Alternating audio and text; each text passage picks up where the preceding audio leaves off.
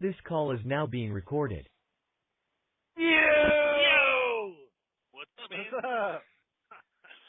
Well, well, you know, I'm out here living the dream. How about you? Huh? Yep, pretty much same. Yeah? Oh, that good, huh? Oh yeah, he had one of those Yeah, you're days Go ahead. where Go ahead. you know, where you sleep, where you doze off, and then you keep waking up every 2 hours. You know. Oh, So yeah. Yeah. Yep. Yep. kind of just stayed in bed the whole time because Aaron. Hold on, real close to 2 cracker. I'm like, oh shoot. So I'm coming up on that little roundabout, whatever, and past a sign that was like, wasn't closed completely before. So let's see. Huh. Oh, they're doing that road work or whatever over there? Yeah, but thankfully I've only got like a single pump, so I mean if I have to maneuver I can do Oh, something. yeah. But they, It's when it just a came down, little thing. yeah. Yeah, 1.5 miles till that roundabout. So I was like, I hope they didn't shut the whole thing down because like I didn't go to Coffeeville last night. I did they sent me to Olathe with a single, and then I bobtailed to Pittsburgh to basically bring back some equipment, to bring back a couple of empties and a dolly. Oh, okay. So I was like, not too bad of a Yeah, but night. you're working. But you're Yeah. working. Yep. Yep. It's the important thing. Yep.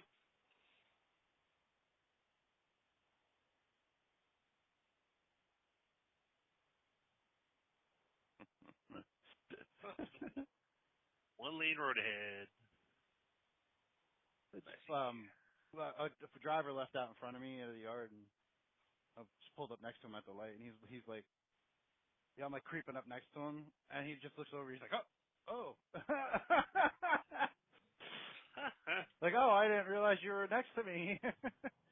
But he's going straight across 7, and I'm making a left to 81 North. I got you. I'm in the left lane. It's a left turn to get on 81 North from this road, so it's just how it was, because there's a bunch of houses right here. They couldn't make a ramp, like a traditional ramp, you know what I mean? There's a bunch of houses on the right.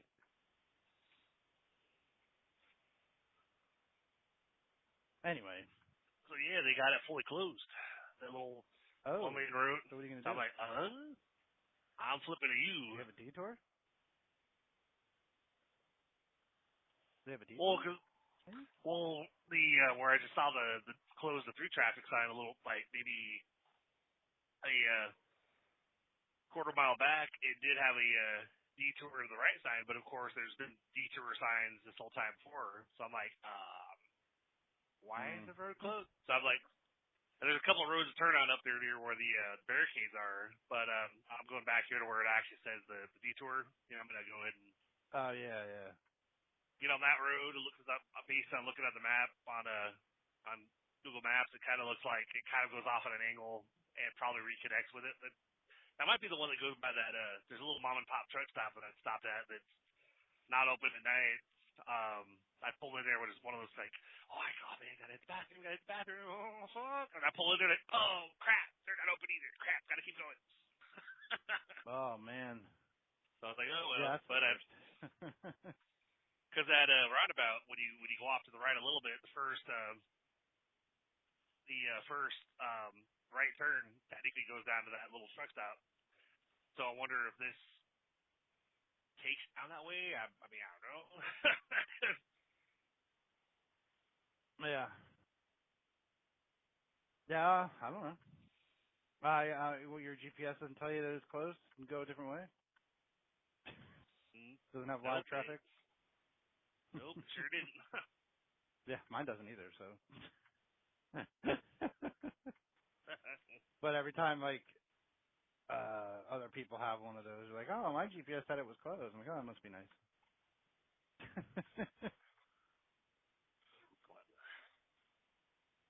I like to,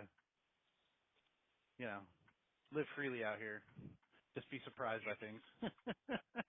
Yep.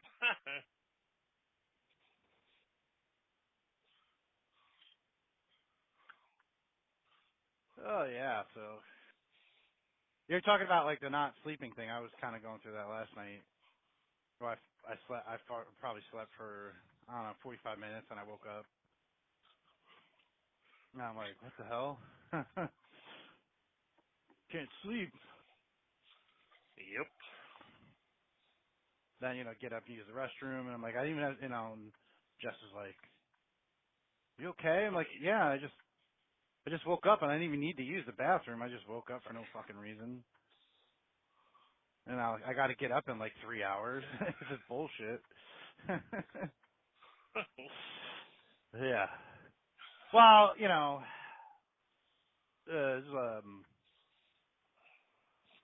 I was having a hard time falling asleep to begin with.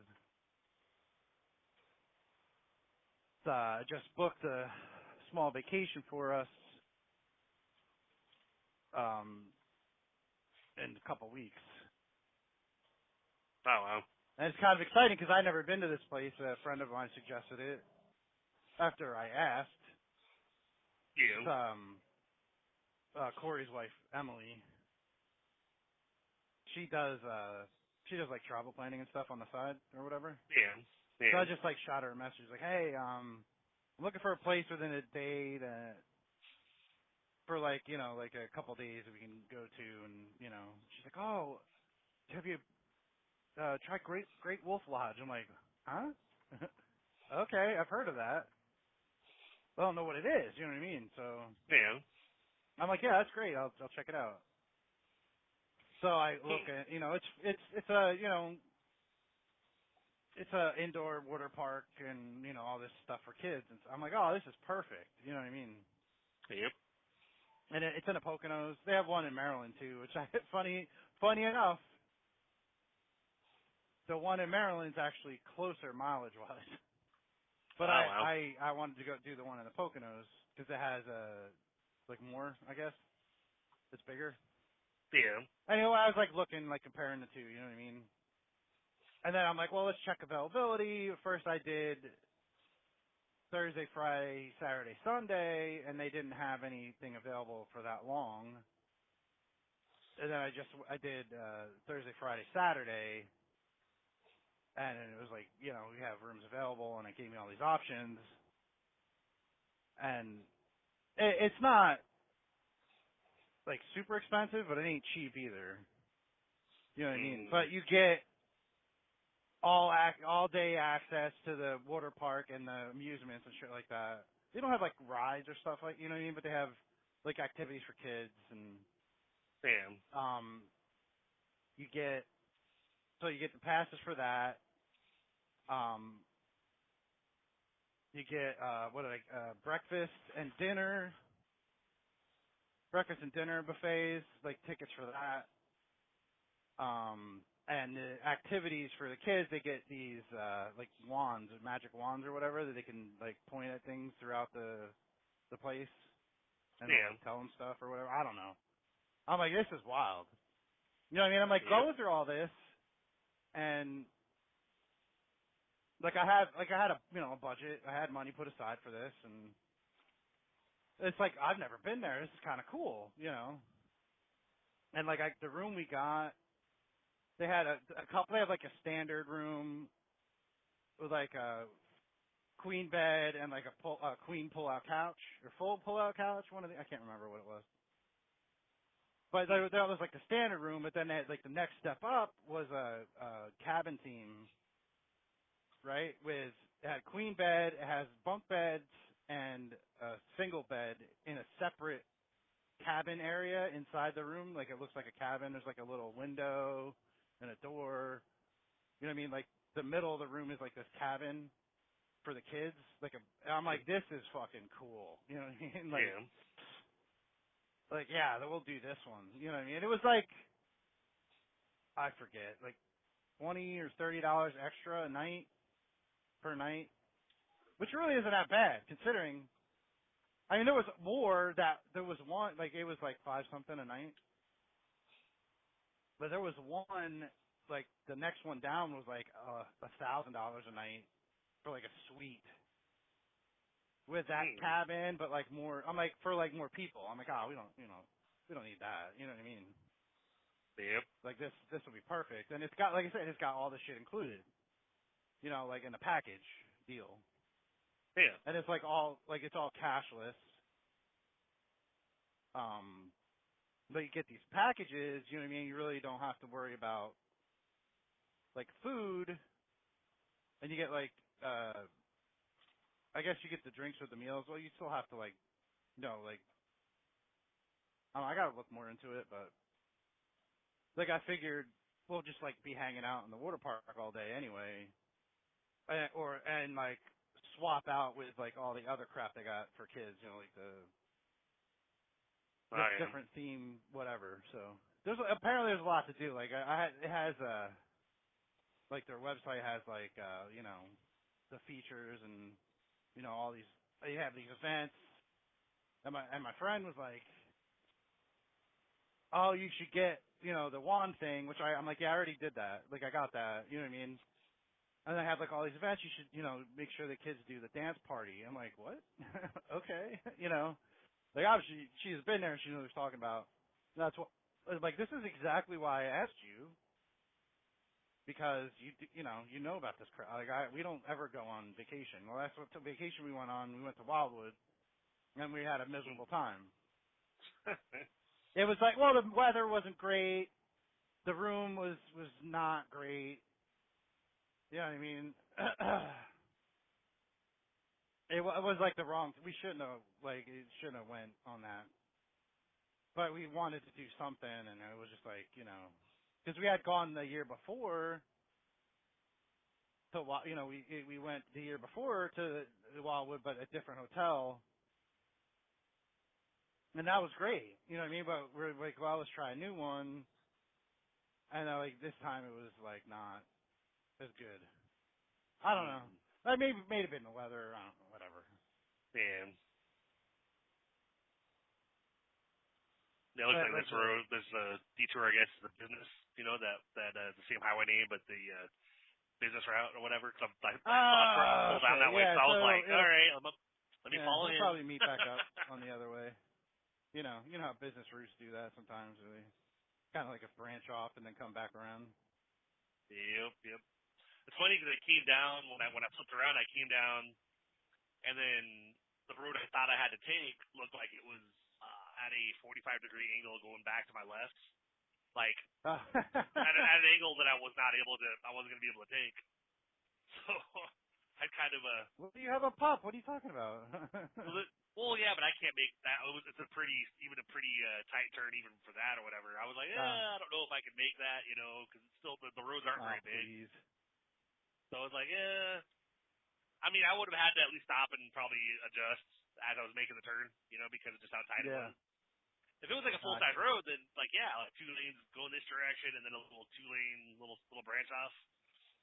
I could have probably done it, but I was going from like 1 lane straight to a 45-degree angle, and it was like, I don't think I can do that.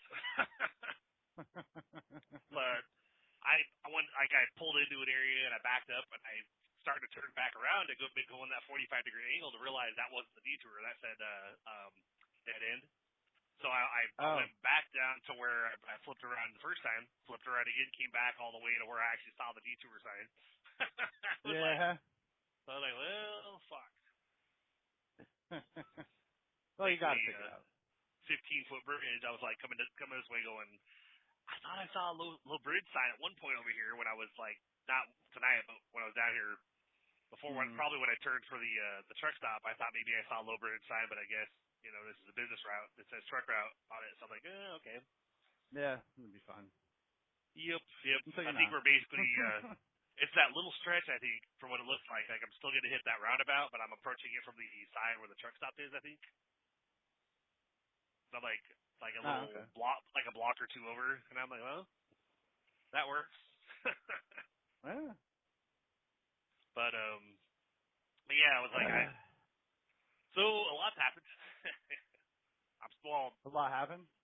Yeah, like I've gone back and forth with the movers quite a bit. Or I should say the head mover. Basically, when I was like, he was like, oh, I paid this much I put money into your the move, and so $3,000 for you guys to come pick it up is the best I can do. And I'm like, okay, well, you know. So the guy had asked, like, well, what would you be able to do anything about completing the service?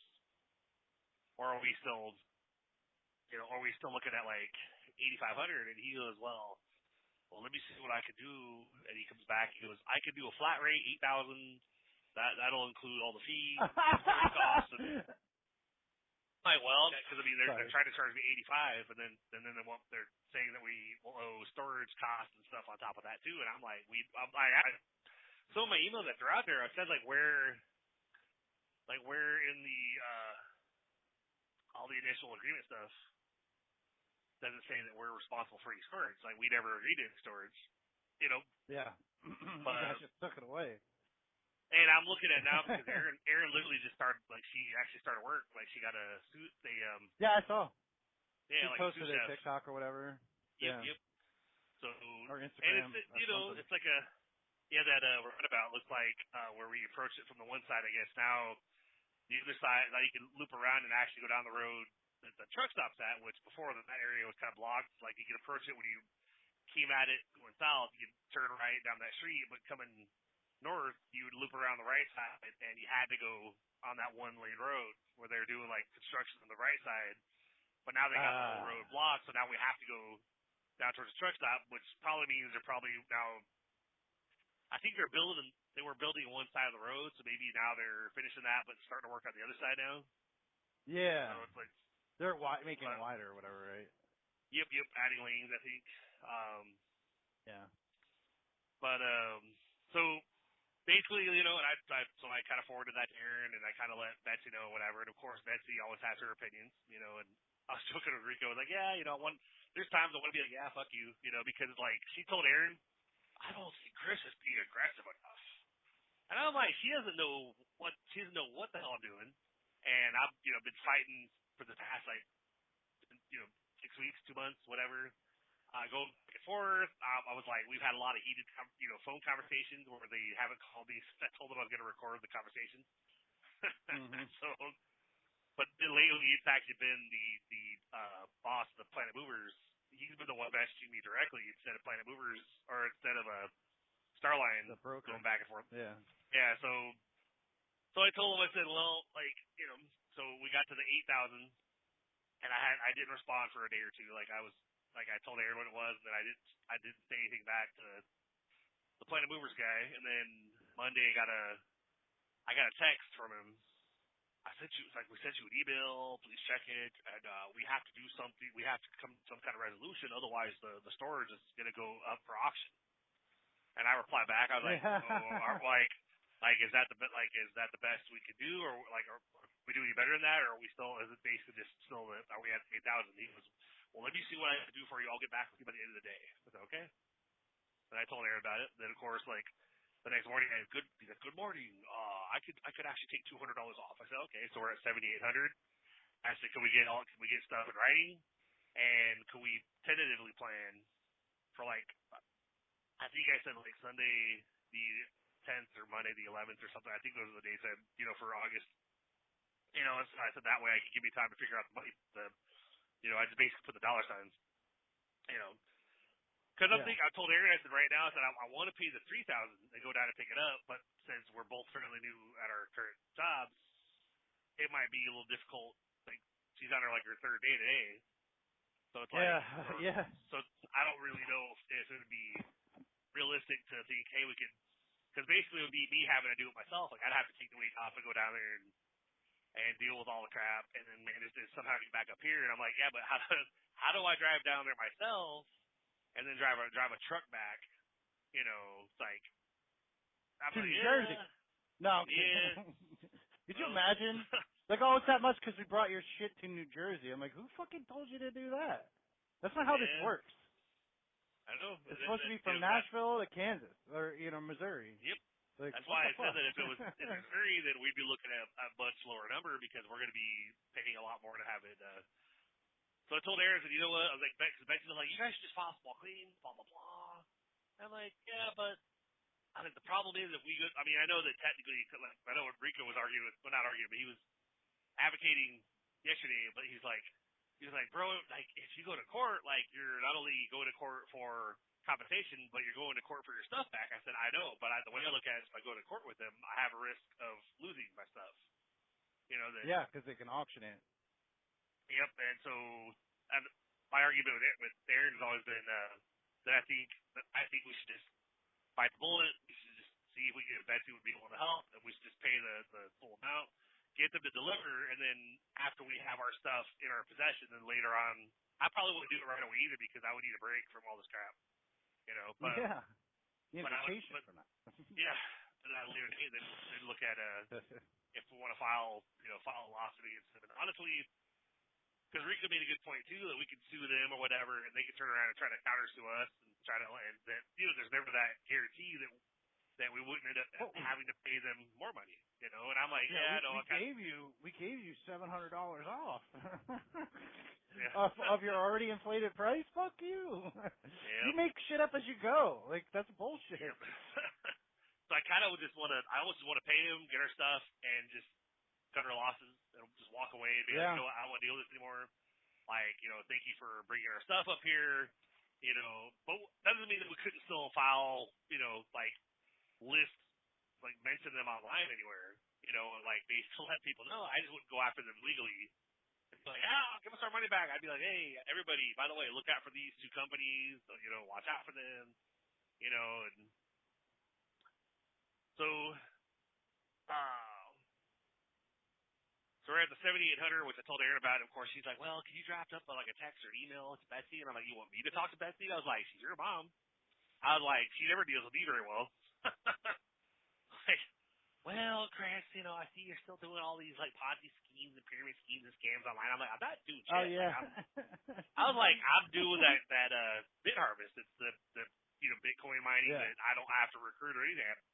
I've posted a lead that, hey, I went from making 30 cents a day to making $3 a day, you know, like stuff like that. But I was like, or when I would say like, you're involved in all these, you're investing every month in these pyramid schemes. Like, Betsy, you realize every job in this country is a pyramid scheme. I was like, you know, your owner, CEO, whatever, managers, supervisors, down to the lowly people that are not, they're just basically workers. They're basically getting shit out by the top. I was like, it's pyramids. They're all pyramids. It's like, you know, but I was like, I'm not investing. A hierarchy. Yep.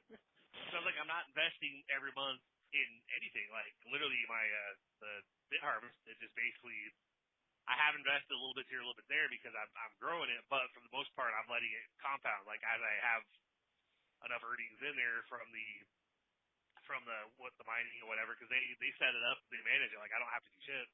Then I'm getting another $100 share, and, you know, adding on to that stuff. But, you know, that's where I kind of, because this is like a day before a move, when I was messaging Betsy going, yeah, so the price has increased, like, is there any way you can help? She said, well, you haven't done such and such.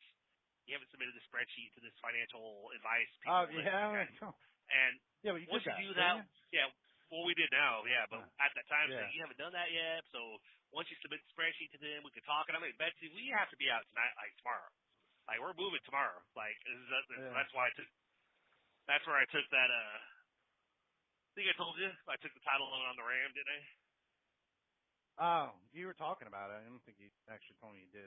Yeah, I you know, because it was like we're, you know, all of a sudden went from like 3,500 to 7,500, and it was like, well, shit, you know, and I didn't want to because the truck was paid off, and I didn't want to take a loan on it. But you know, I started researching because I was like thinking, well, I either don't do anything and we just stay here in Nashville, or I do whatever I have to do just so that we can get out of here, you know, and just deal with whatever happens later, you know.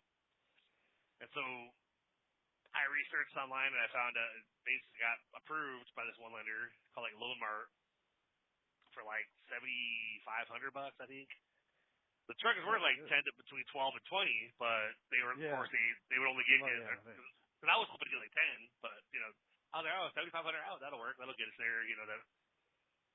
But then when the whole thing with the movers happened, you know, a big chunk of that went to like the U-Haul and stuff like that, because you know that was another almost $2,000 plus the fuel and stuff, and we get up here, and I'm thinking not great terms on that loan either. It was like $795 monthly payments for like 3 years. Jeez. Oh my God, dude. Yeah, so I figured like I'm gonna be paying quite a bit on a loan, but I figured when I got it, I was like, you know what, I'm gonna go ahead and I'm just gonna pay it down quicker, and make extra payments, so that way hopefully we can I could just because it had some like I guess it had where like as you made payments, the payment amount was gonna drop and the interest rate was gonna drop. So through the life of the loan, the money going out was gonna get lower as your balance went down. So because I think that happened with the Buick actually. I had a title loan on the Buick for like a couple $100, and like initially it was like it was outrageous interest too. It was like a $400 loan, and I was paying $115 for like 2 years. I was like, huh. So I paid extra on that loan, and I paid that down pretty rapidly. But like I noticed as I paid it, and the balance got closer down to like the 200, 100, and suddenly my total payment was getting a lot less. It wasn't 115. It was like, hey, guess what? You only owe 15 this month. All right, okay. So I paid like 65. It's like, just paying it down or whatever. But so that comes to the other update. Dealing with that loan with the Ram, it was due. First payment was due like maybe the end of the first week in July, like July like 6th or 7th. So we're old, like as of right now, technically I would own because I did, still trying to work on getting our feet, but I was only like 2.5, maybe not even 3 weeks late on that loan, and I was already being threatened with repossession.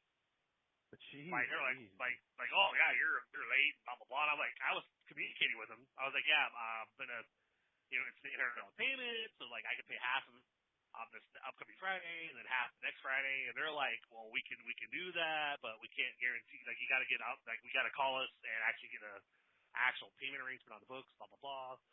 Otherwise, like, but this is after I'd received something in the mail, and I'd received an email from them saying on like last Thursday that I had like 10 days to get a full payment in based on by the due date of my next, just before the due date of my next payment. I had to get another payment in, otherwise I'd lose the benefits of that payment going down, the interest rate going down, and be at risk of repossession. I'm like, okay, that makes sense. 10 days, that's fine. That puts me within the time frame I was telling them I was going to pay it anyways. But then they're emailing me saying you're going to go up for repo review tomorrow. This was like Friday or I think it was Saturday. They're like, you're going to go for repo review tomorrow, and I'm going. I was told I have 10 days to get a full payment in. That I'm fine. They're like, well, that's not the case. Who told you that? And I'm like, sir, it's one of your company's official emails to me, and I'm looking at it right now, and it says you have 10 days. Well, he's like, well, sir, I don't know what to tell you. Unfortunately, there's like unless you get a full payment in right now, I can't secure your vehicle. And I'm like, so you're telling me that you guys will send stuff out telling us we have time, but then we really don't have time. You're still gonna. I was like, this is predatory bullshit. I was like, what the fuck? He's like, oh no, well, sir, I mean, I'm like, well, and Aaron even got in the car when I was arguing with him because we were still looking at trying to get Aaron into another car because of the Renegade having the engine rebuild stuff. So we're just gonna let that go. And we've been to a few different dealerships in the past like couple weeks, like just going and talking to people and getting the same. You get the same stuff like. You sit there for 2 hours while they run their paperwork, and then you might not even look at cars. And like, yeah, well, the bank's gonna want. Yeah, we'll see what we down. can get you, and then you can look at those cars in that bracket. Yeah. Yep. So it's like, or we had one that that's right down the street. Looks like a buy here, pay here lot, but they don't. And we test drove Wrangler with them. They were pretty nice, but it came back. Part of why with their bank they wouldn't work with us because Aaron didn't. What?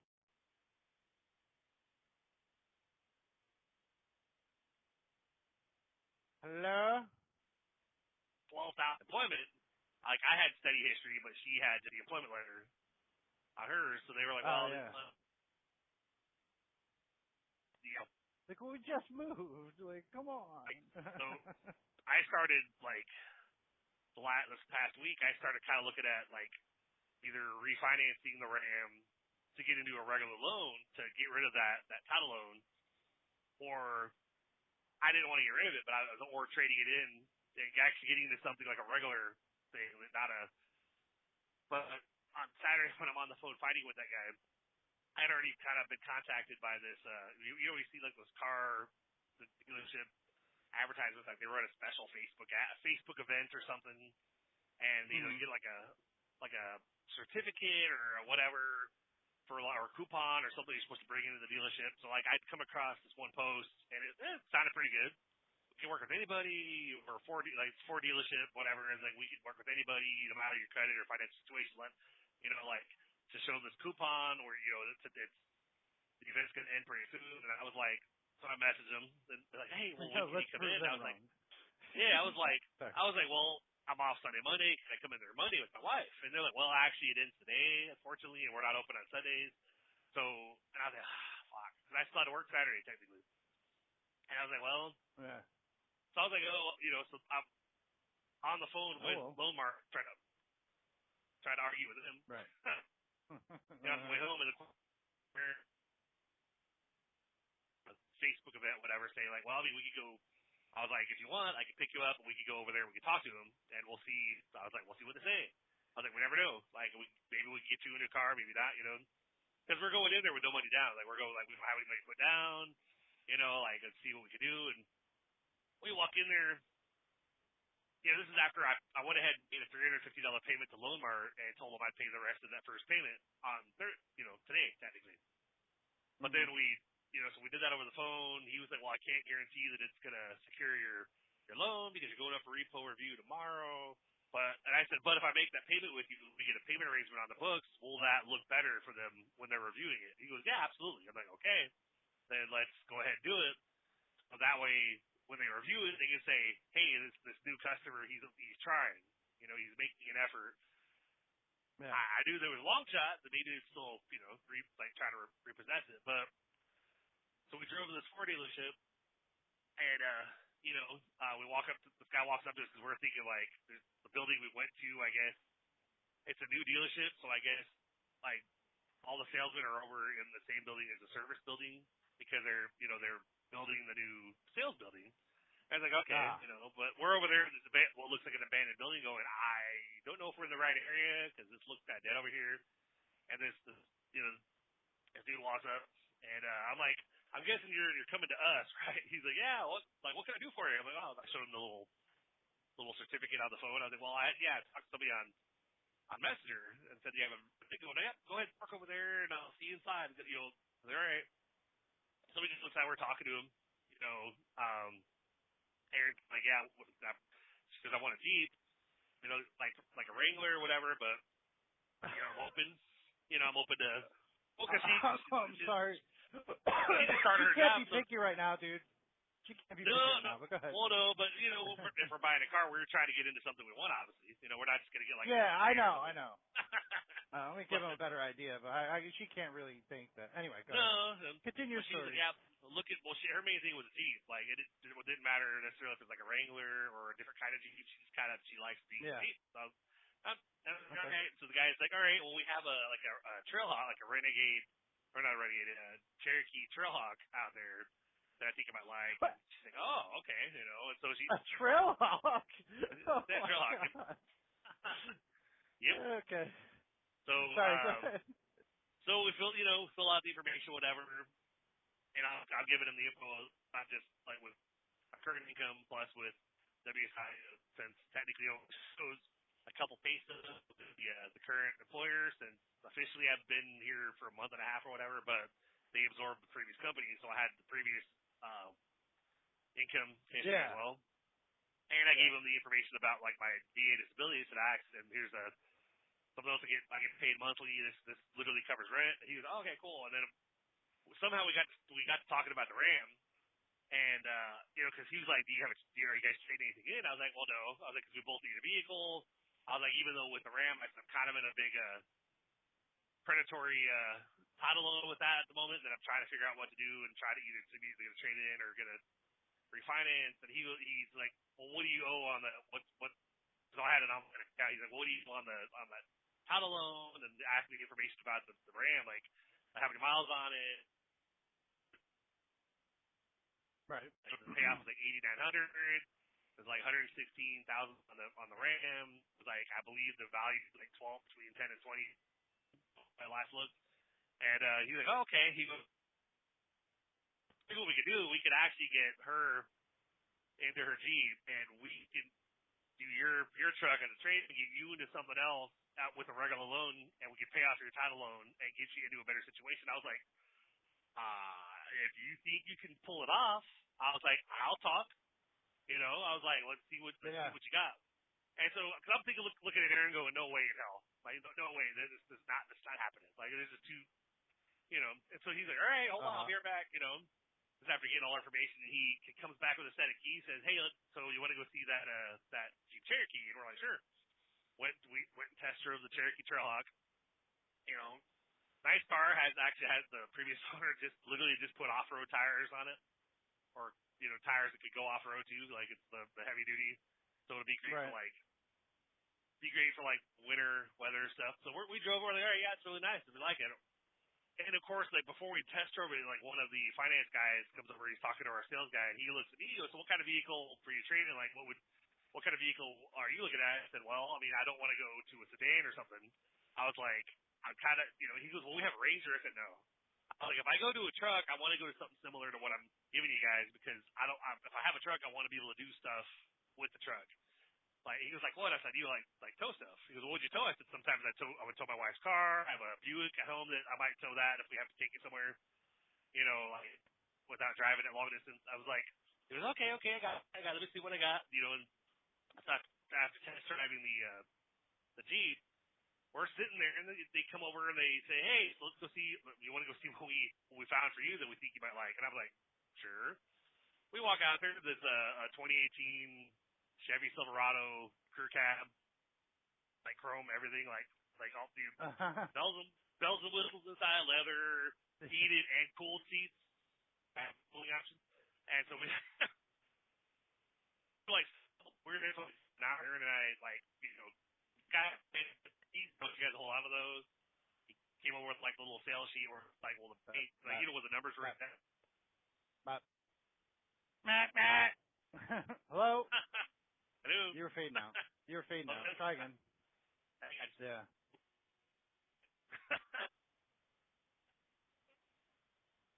Still there? Yeah. Oh. Okay. Yeah, I didn't really hear what you were saying, so try again. Well, after we test for both the Silverado and the Jeep, come back in still telling each other, yeah, it's not happening. Like we're you know, there's no way in hell. Yeah, so they brought out this like $90,000 pickup truck, is what you're saying, and no, well, you were laughing. Doug, you were laughing out. Same, little more, roughly about the same mileage as the Ram, but a lot fancier, like decked out inside, like a lot of features that I didn't have. So I was like, okay, yeah, you know, okay, you know, we were both like, yeah, we still cutting out until now. I got you. So what was the price point on that one then? They're both mid-20s, like 25, 26. Oh, okay. So not terrible. Used. Okay. Yeah, both used. We're not talking like brand new because you know. yeah. But what are they talking payment-wise though? My payment for because we. Did you not go that far? Sorry. Well, no, we did, but we basically we at one point the salesman he came over and he like handed us keys and said, here, hold on to those. We're like, okay. Still looking at Aaron going, yeah, I'm still questioning. Like, I'm still I don't think this is gonna happen. She said, yeah, I don't know either. But at one, because I mean, we're talking like this sales guy. He was just like writing, he was writing everything up. Came over with after they ran our credit and stuff. He comes over with the sheet where it says like offer to purchase, and it had like the numbers that the bank says like, yeah, so here's the purchase price of the car. The bank wants $1,500 down. He goes, well, no, you don't have that. So and then he crosses that goes, so we're not gonna worry. We're not gonna deal with that. And they had a payment listed. He crossed that off and dropped it down like another maybe like $50 or $60. Like, you know, I was like, interesting. I was like, I looked at Eric. I said, is he able to do that? Because you know he's a sales guy. So how are we crossing off numbers here? And he does the same thing with her car. He goes like, all right, so obviously 1,500 down, but cross that off. We don't have, obviously we don't have that, so and I'm gonna drop your payment to this. Does that look like? What do you think if we could make it happen? Is this agreeable to you? And we're both like, if you could pull it off, sure. Like we're Right. still kind of like, so he walks. Still Okay, very all right, skeptical. back. Yep, very skeptical. Like this one of those too good to be true. Like, is this really happening? Like, and I had slept in, so I'm there going, I'm fucking tired. I want to go home. Yeah, why? Can we just break for a second here? Because I do.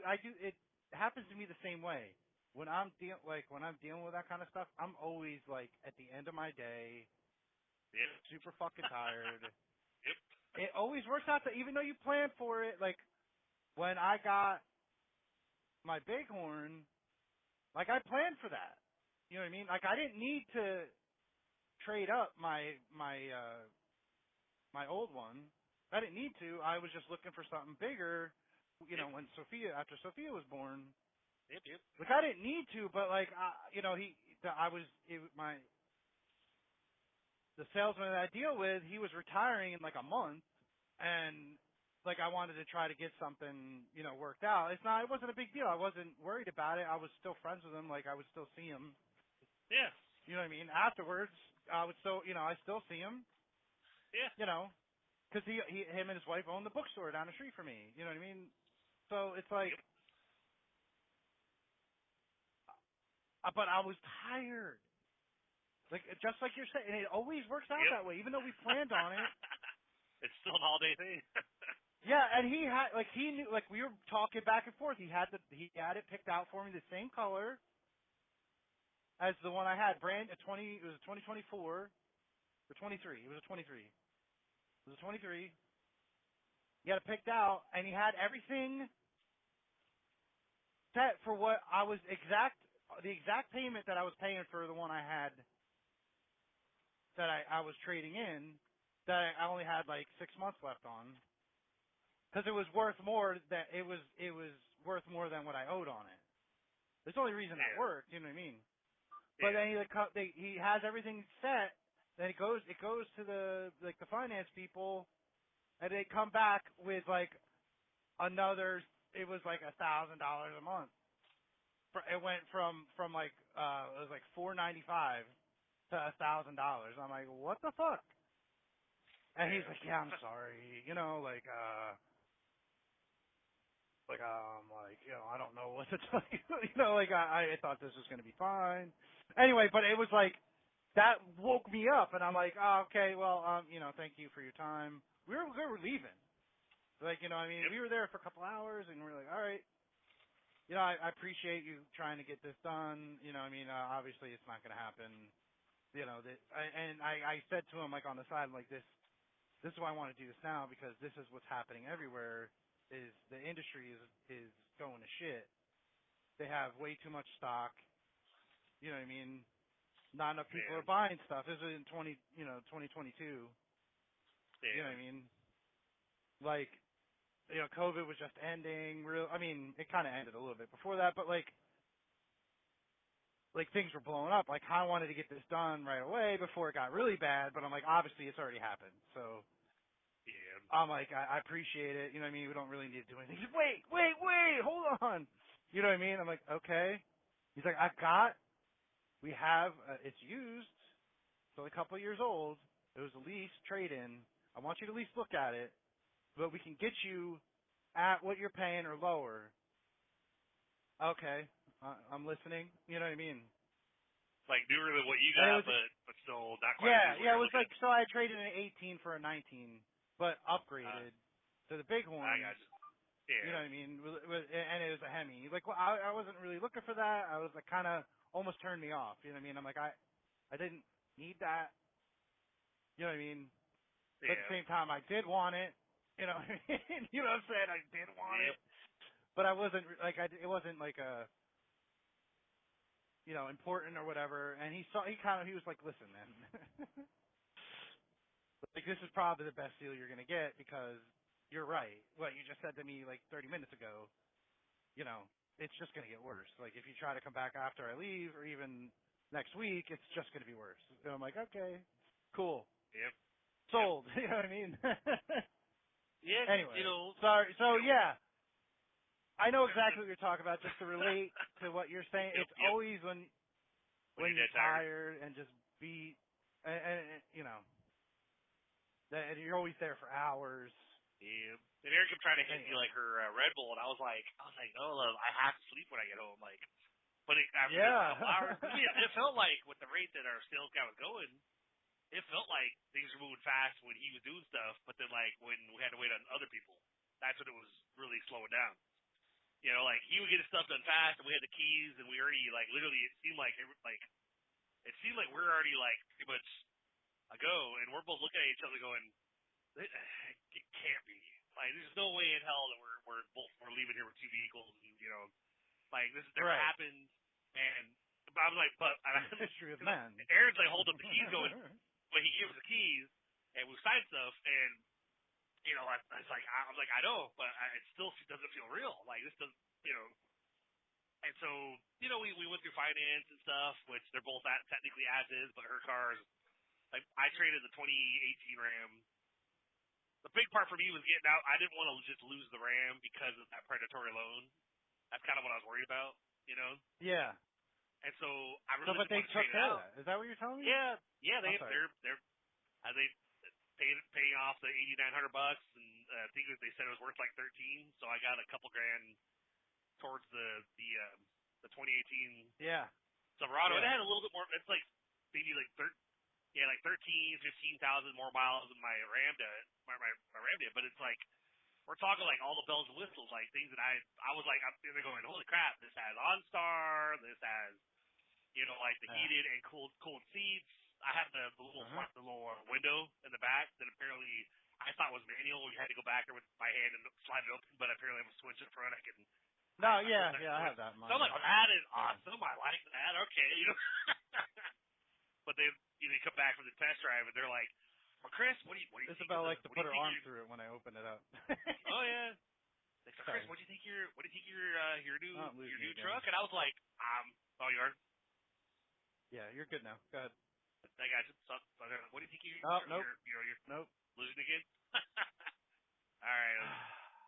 Hold on a sec, man. Coming up, that little hill. Still coming out, or?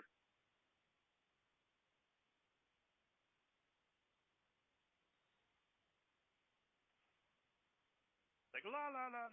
Just kidding.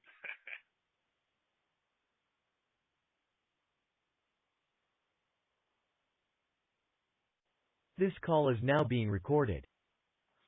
Yo! I hit 7 by accident. Oops, I didn't record it. Oops. I'm like, that's why I'm like waiting for the voice. I'm like, okay. Me too. I was like, wait, it didn't do it. Like, oh shit, 7. Oops. Whoopsie. Yeah. When they were like, oh, how'd you like your truck? I said, I'll be honest, man. I was worried that you're gonna try to put me into sedan because that's happened to us before. Like go with 2 SUVs and they put us in a Camry and they're like, no, we heard you. We're gonna get you what we want. I'm like, oh, I like it. It's nice. So we got. So you did. This actually happened. This actually happened. Yeah, I got. It's funny. And I didn't see nothing on social media. What the fuck? Well, because Wait, my relatives don't they don't really follow. They follow on social media, but like Aaron, basically because we're sending the Renegade back. So basically, we figured it would go, and Aaron wanted to show her car to her, so she's like, we'll just tell her that we traded the Jeep out, got out of it that way, and she's like, okay. Yeah. So Betsy was like, oh really? Oh, that's congratulations. And then we showed her the car, and I was like, yeah, when she sees my truck eventually, which probably people doesn't see her often at all, and she doesn't really know her.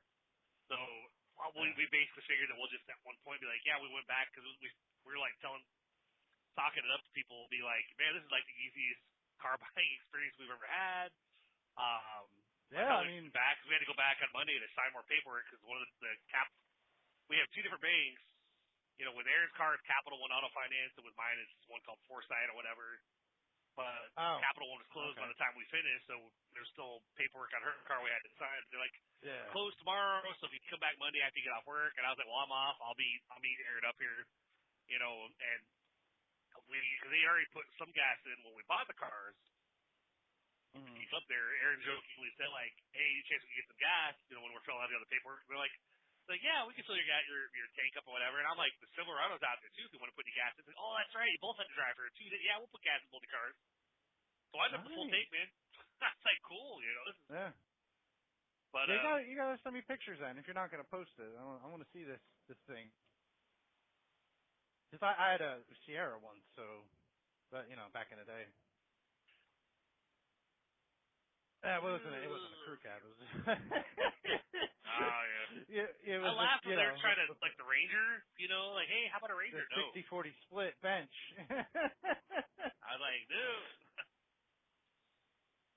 because like I think Rob at one point way back, and when he traded his Tundra and got a Ford Fusion. And, because the gas is so expensive, blah, blah, blah, blah, blah. Then when I got my Ram, he was like, you should have gotten a car like mine because of gas. I was like, Rob, I don't buy a car based on gas. I buy a car based on what I want. Like, I go there and say, hey, I want this car. Yes, it might cost more in gas. I don't care. That just means I don't drive it as much. Certain. Let me just back up a little bit and get this straight. So you went to a Ford dealership and got a Chevy and a Jeep. Chevy and a Jeep and traded in Dodge. Yeah, from a Ford dealership. Is that right? So just said. Was it a Ford dealer that you went to? I thought you mentioned that. Yeah. Yeah. Okay.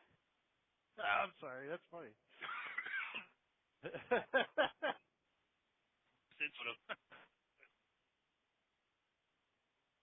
Well, that's awesome.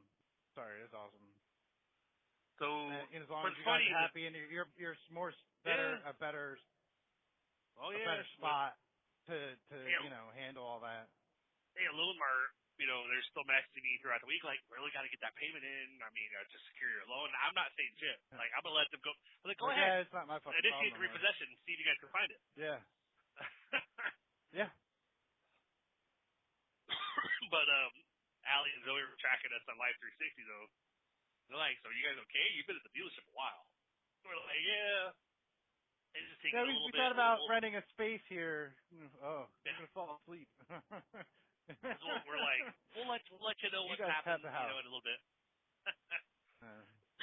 Because I was telling Aaron, because we were both saying, I don't believe this is happening, even though even after we went out, and we're like, go ahead and go get your stuff out of the other vehicle into your new vehicle. I'm like, all right. So I was emptying the Ram out, and I'm like, can I get my plate back because it's a custom plate, even though I'm not going to put it on the new one. Obviously, it has to be a Missouri plate, but I still keep the license plates or whatever. He's like, yeah, that's no problem. And he moved my ball hitch over because it has a towing package and all that. It's, like I said, fully decked out. So is it a V8? Sorry. 5.3 V8. Yeah, okay. It's not a Hemi, but it's okay. Yeah. As long as you're happy. I mean, I don't know about white, but yeah, picky at this point. That's not necessarily my favorite color, but there's worse colors. Like if it was like green, like lime green. It could be the blue that Aaron's Jeep is. Sorry. It was funny because when I was talking about upgrading, when I was talking to the salesman Jason, who retired, who I still talk to anyway, he's like, are there any colors that you don't want? I'm like, I don't want that stupid metallic blue. You fucking get that shit out of your mind.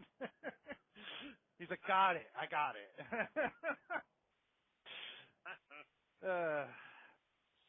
Yep.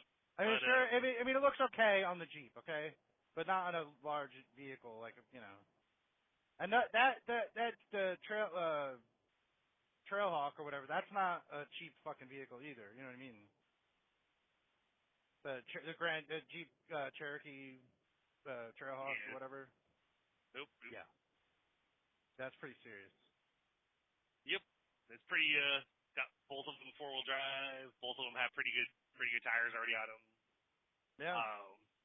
She did have an issue this morning or yesterday morning because even though she's driven it to work a couple days, I think I was like 10 miles away from Pittsburgh, and I knew that she was, because she literally just texted me good morning right now, and she has to be there at like 6:30 in the morning. It's like a 40-minute drive, to get to her work. But hey, it's employment to then get, have a history. So then if something comes up more locally, that they could be like, oh, she's been working as a sous chef. They could, I guess, probably the pastry chef experience for the past like 6 years or whatever, and these sous chef and executive chef positions are kind of wondering why she's applying for sous chef or pastry chef as a pastry chef, and it's like, well, because that's what I'm trying to go for. But she called me, and like 10 minutes away, and of course, like, she's freaking out, and she's literally screaming on the phone because I can't get the fucking car to turn off. It's got a push button start. You get in there and you have to. So I'm like, I was like, well, shift it into neutral, shift it back into. I was giving her some thoughts, like, try this, try that. She's like, it's not working. I'm watching my gas down. I can't just leave the car locked and go inside and leave it running. And I'm like, and I was like, and I assume somebody's not at the dealership yet.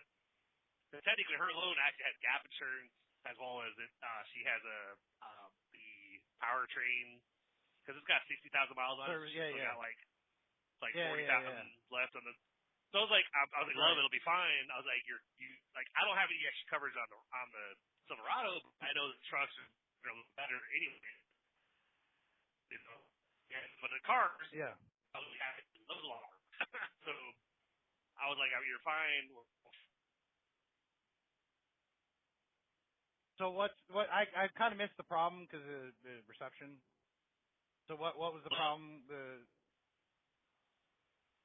So she got in touch with the dealership, and they sent a tow truck out for her to basically tow her Jeep back to the dealer. They had a shop at the dealership, and the button was stuck.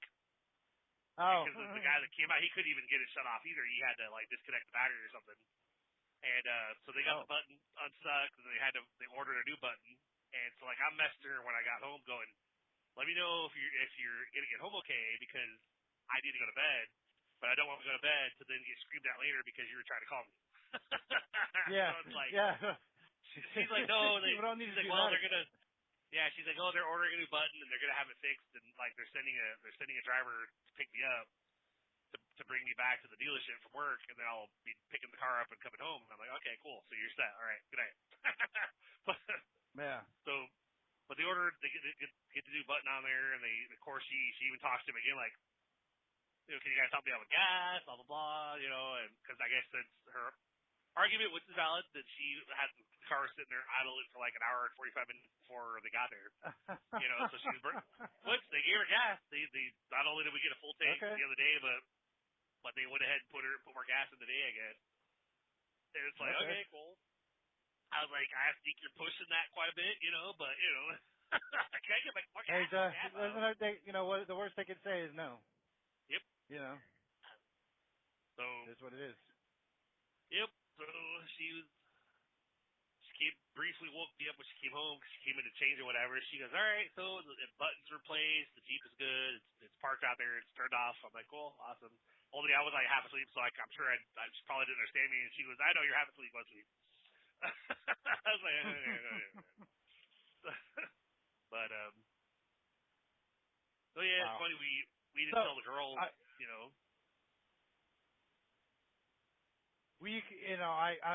I've had time to think about this as well. Like, if she wanted to get that button unstuck, it requires a driver's license to unstick it.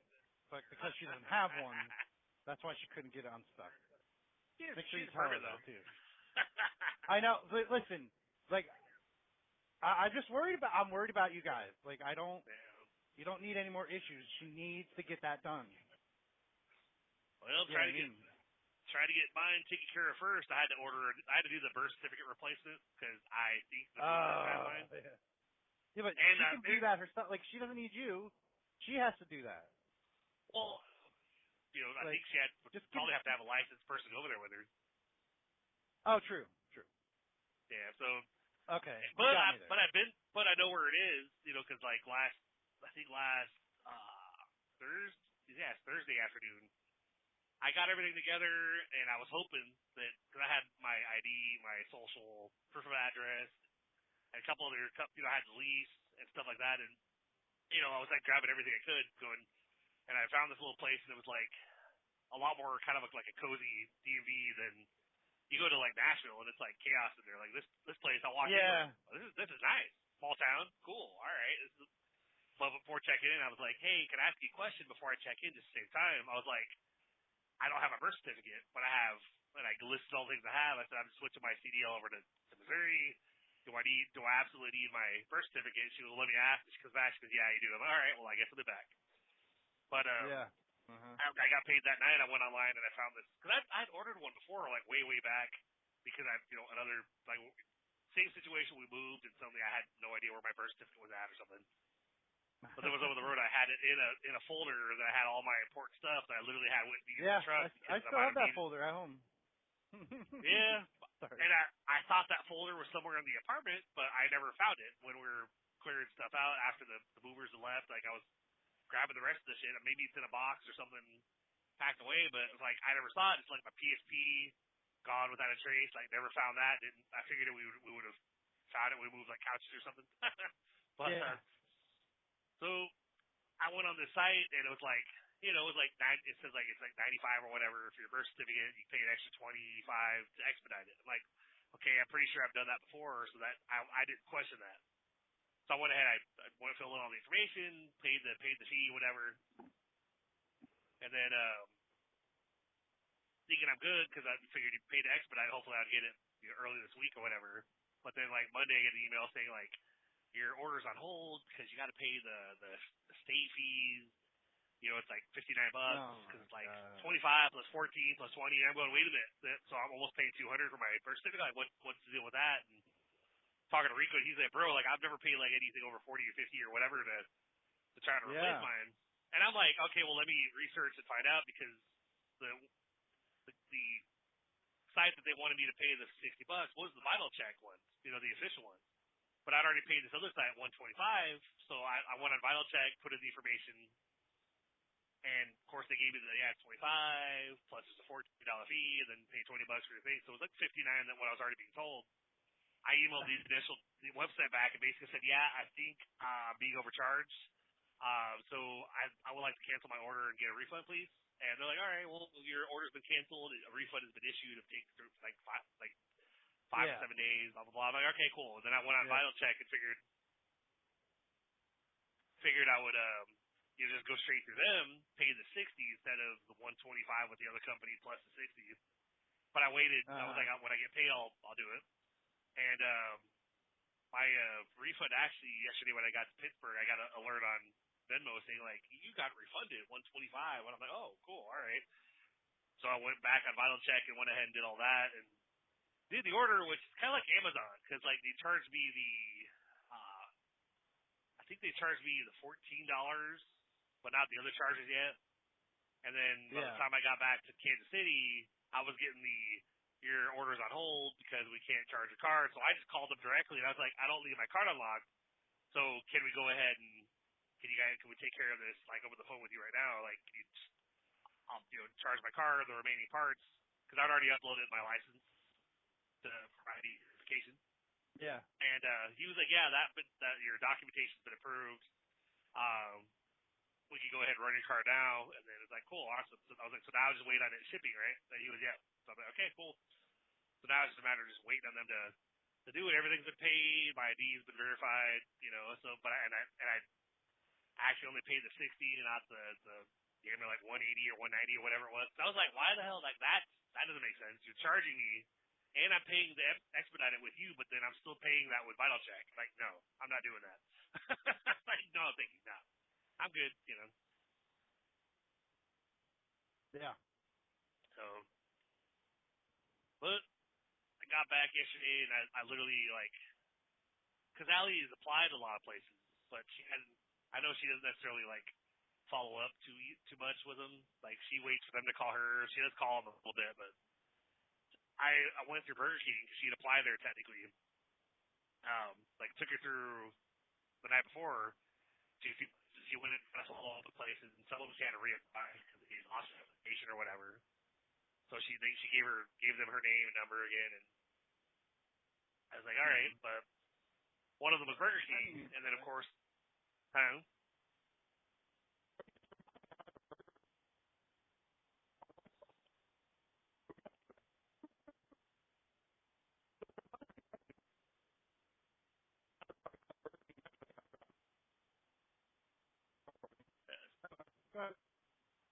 Hey, there you go. Oh, kind of. I mean, because I still had a burger left in my Oh, lunchbox. I got I'm hungry. I Go hear ahead, you. continue. So yesterday got home and I thought, you know, when you're getting home and you're going, what do I want to eat?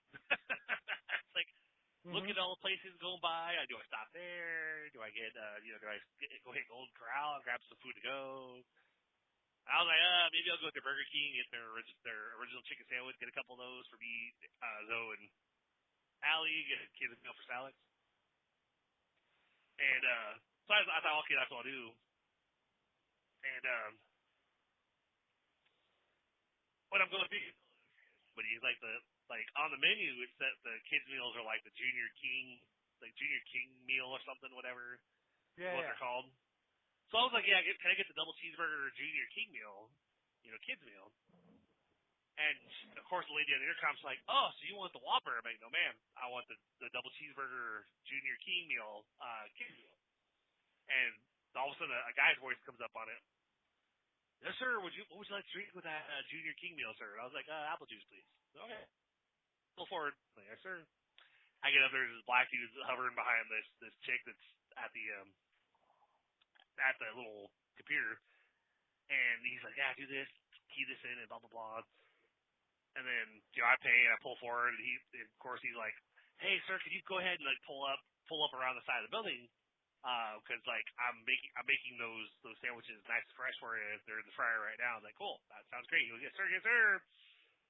And he comes out, and I'm joking with him when he handed me the bag. I'm like, hey, you guys looking for any people? I know that Burger King we've gone through once or twice before and like waited 15 minutes in the drive-thru. They were just like chickens with their head cut off. They had no idea what they're doing. Oh.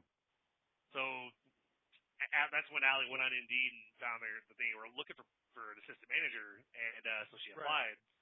So when I asked the guy, hey, are you guys looking for anybody? He was like, oh, hell yeah, we are. Like we're not in the greatest shape. And I was like, well, my daughter was up here the other day. She applied a while back, and then she got information yesterday. I was like, hi. And I was like, well, I get off. I usually get home by noon. He goes, yeah, bring her up by like noon tomorrow. Like the GM's actually going to be in tomorrow. I'll make sure she gets an interview on the spot. Okay. Oh, and that joke, okay. I was like, but I live right over there. I can go get her right now and come back up there. He goes, go get her. Okay, I'll be back. So I went and got Allie, whatever. We came up there, and we should have just came by technically today anyway, because like she talked to somebody. They were writing a bunch of stuff down and whatever, and answers questions. And then I guess they said, yeah, come by tomorrow because the GM's actually here, probably to make it official. But I was like, yeah, but at least we came up here to put a face to a name. Like they've talked to you now, they've seen you. So. And you have experience. Yep, and while talking to the guy before driving off or whatever, and I was like, oh, she technically has assistant manager experience. He goes, say less. Like say no more. I'm like, yeah, because you guys can use it. So, and I told Allie, I said, I know that this is not necessarily because it's not what she necessarily wants to do. Like, there's other jobs that she's applied at that she actually would love to get into, but none of them are calling her back. And I was like, well, I said, part of what you're dealing with right now is the gap. You got the small gap of employment that's, backfiring against you because even though you have the experience, they're like, well, why have you worked in 2 months? Well, because we moved up here and, like, I've been applying and nobody, the hell, Aaron just got hired. So it's like, it's like kind of the struggle. But I said, once you get in somewhere, though, then you'll open yourself up for like other. Yeah, it's like literally like probably less than a mile away from us or whatever. Yeah. So even if she does Uber to work, it's not going to cost that much to do it. Even though we got the Buick or whatever. But like that's the thing. Like when we're at the dealership, I was looking over there and saying like, if we leave, I said I'll believe it when we drive off with cars. I was like, because Yeah. right now I'm still questioning. She goes, yeah, I know, even though it feels like we're almost like it's no deal. I was like, don't tell the girls though. Like, don't set up that shit the driveway and call them outside. Yeah. So we both park in the driveway, and I call Zoe. She's like, what's up, father?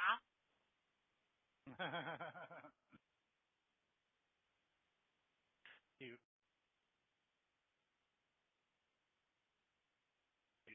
Yeah, man. And they step outside on the front, the little, on the front steps, and they're looking at us. I'm standing by the truck. Aaron's still in the Jeep. They're like, what's going on? We just stole these. Get in. Dad, why did you whitewash? Like, I said it wasn't Got a intentional. penis? I didn't. What? Yeah, I was like, Right. I didn't go there with any intention of trading the brand in. Trying to get It's something for kinda mom. like, yeah, well, they're like, we'll pay a loan and get you into something that's just as good or better, and get you guys both into something and working vehicles and then better situations. We're like, if you could do it, we're willing to talk. Because we're used to Let's like do it reasonably. Gotta be Yep. reasonably, Yep.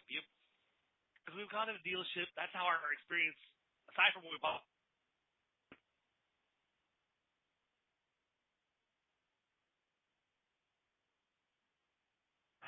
We have this number, and we're like, that's a little high for us.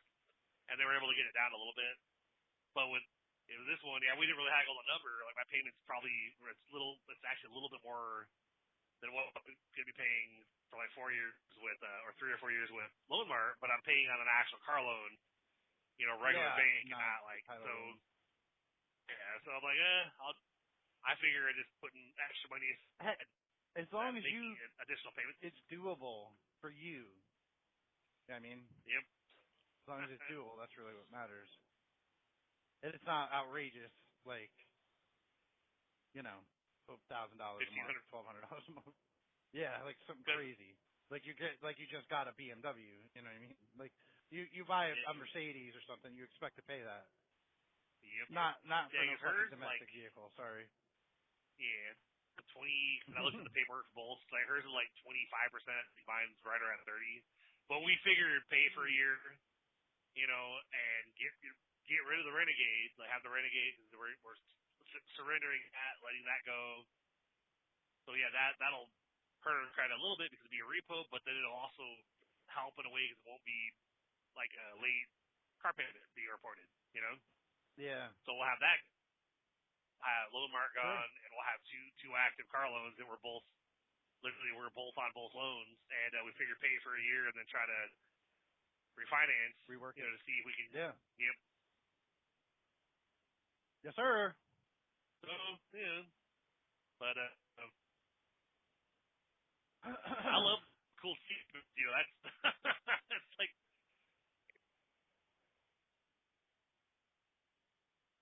Yeah, it's kind of crazy how easy it is to get things nowadays. It's amazing. Kind of scary, actually. Yeah. I mean, because I got I got that laptop and stuff. I had more than half that I could pay for it. You know what I mean? But This call is now being recorded. Yo! Yeah, usually you're the one that doesn't hear me, but I guess I don't know if AT&T's not as good down here. I guess not. Because we went to I didn't catch anything what you're telling me just a minute ago. Oh, yeah, I was doing a poor job of explaining it anyway. I got it. Hey, round two. But yeah, so it's called the Affirm program. Oh yeah. And that's how I got my laptop, and I was able to choose my terms. You know what I mean? Yep. And I kind of went in the middle, but that opened up credit for me. It was gave me, I forget, $5,000. I could use that to purchase other things. You know what I mean? Bigger purchases. So, but it helps build your credit or whatever. But again, you choose what's best for you. You know what I mean? And it automatically comes out of my checking account. and I could set like the due date and stuff like that. Yeah. So that's how I got my laptop. Yep. And when I was booking this vacation yesterday,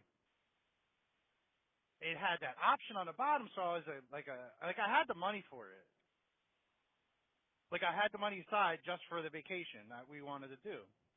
I didn't know what it was going to be, but I had money put aside for it. So I'm looking at it. You know, I like for shits and giggles, I like click this, like see what kind of like deal I can get from them. And like I chose, so I'm like, oh, like I can. It was like $65 a month for like a year, or like something like 6 months, or I could pay 3 payments and have it paid off in 3 months for 0 interest. I'm like, yeah, that one. But it gave me another $4,000 in credit Wow. on the program. So now I have like all this credit on this thing if I need it. And I can actually add it to my virtual wallet so I can actually buy shit with it, with that credit. Not that I haven't done that. I don't think I'm going to. Just, I think you know, you can do that on Amazon it's too, there. man, with that virtual card or whatever. Yeah, sure. I think it's Well, you know, like add it to my wallet on my phone. You know what I mean? Like, I'm not going to do that because I don't trust myself. But like, it's good to know. Like, I have that, and I also have the Verizon card that I got that has $4,000 on it. But it's actually I'm saving money on my phone bill by having that credit card because you pay my phone bill with that credit card and just pay the credit card. Oh, got you. Instead of paying, you know what I mean? I'm actually paying less. I'm not paying Verizon. I'm paying their credit card company. I don't know. It's wild. But like the thing is like so it's like a month ahead or behind or whatever, however you want to look at it. Like I'm not like late on payment or anything, but like I got a month of reprieve by using that credit card. You know what I'm saying? Yeah. I don't know. I mean, it helps build credit. You know, it's like you don't keep paying it. Yeah. Anyway, let's say like it might be an option for you to, if you have that option, you should look into it. Because they give you all different sorts of options. You know what I mean? It's all laid out for you. There's no like hidden bullshit. Like it's like you get 3 options. You get the zero interest option, which is usually bigger payments, obviously, and then like other less payments, more interest options. But it tells you what the interest total is. Like I think it was like $100-something of interest for the middle plan. You know what I mean? And like $400. I mean, it wasn't a lot of money. Like $1,500 wasn't a lot of money to do it. But it was like, oh, but it's a no-brainer. I don't have to fork all the money I have saved up front and just like, you know what I mean? I could just pay a little bit here, a little bit there, and then I'll keep adding back to that account. So it's really not going to drop. You know what I mean? That's how I was thinking about it. Anyway. Yeah, of course. And then if we want to go like next year, I could do the same thing. That's my thought process. Like, if we really like it and want to do it again next year, maybe even longer, I have this option where I could pay for it all right then and there, and worry about paying for it, later. Like actually paying for it later. Yeah, quality carriers, you're not gonna pass me, dude. Yes, I am. He's like, just wait till the hill. Yeah, it is. Yeah, that's what he was trying to pass me on the hill, but I'm imagining he's loaded too. But I'm only south of Carlisle here, so it's not a lot of hills. And I'm going to Reading, so I got you. Unless he's not, and when we get to the 55, he's gonna have to slow down to fucking 59, so because they're not allowed to go more than 5 miles an hour to speed limit. Well, yeah. Ooh. I don't know. Janelle said she was gonna call. Told her I was calling her this morning. I got you. But after I didn't see if you released that other one yet. After that historic. I didn't. Because you didn't do it Tuesday at Real Talk Tuesday yet, did you? Well, this week the my hosting like $19 or whatever it came due, and of course because of that, when we were at the dealership, I was like, I really wish I had paid that $350 to fucking loan mark because that hurt. Yeah. Well, why didn't you fucking say something, dude? Like, seriously, I'll put this out there right now. If you need like $20 for hosting, you let me know. I could fucking send you the money. It's $20. I just sent a friend of mine $20 yesterday. Her husband's mom passed away, and they're like paying for that, and they got like no money for like shit. So I'm like, here. She's like, can I? You got $20? I'm like, yeah, here. What whatever. Don't worry about it. It's $20. Like, I'm surprised you're not asking for more. Are you sure this is good? She's like, yeah, it's good. I'm like, okay. Like, I give you more if you need it. It's an old friend of mine, go way back.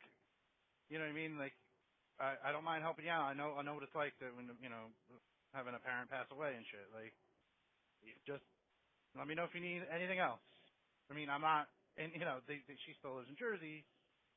Like, she has a kid and everything. Like, I'm not close anymore, but like, we still talk. I sent her the book. She's one I didn't even think about. Like, 'cause she's like a, avid reader and stuff. And she's got, time to do it. She said she was going to read it last night. I don't know if she did or not, but. So I sent her the book. You know what I mean? Just like, just wanted to get her feedback on it. 'Cause she's like smart too.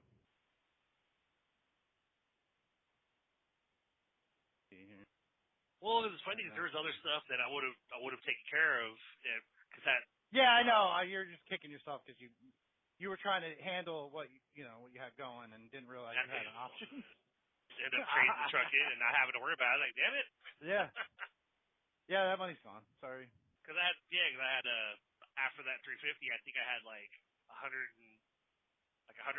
remaining afterwards, and basically that went to groceries. Because it was like it's always like, well, still got to pay you this week because because their allowance for doing certain things, and I was like.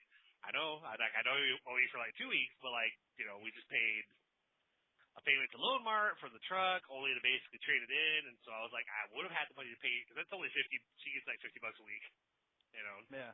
But I was like, I can't, I was like, I can either pay you or get groceries. What do you want? She goes, groceries. I was like, yeah, so like, if you need help with like hosting or just let me know, dude. Just send me your fucking cash app or whatever. Seriously. Because I'm part, I'm part of this now too, I guess, and I'm willing to help out. You know what I'm saying? I mean, I don't have a lot of money, but I got $20 to spare. Seriously, man. I got you. Hey, we talked about it before.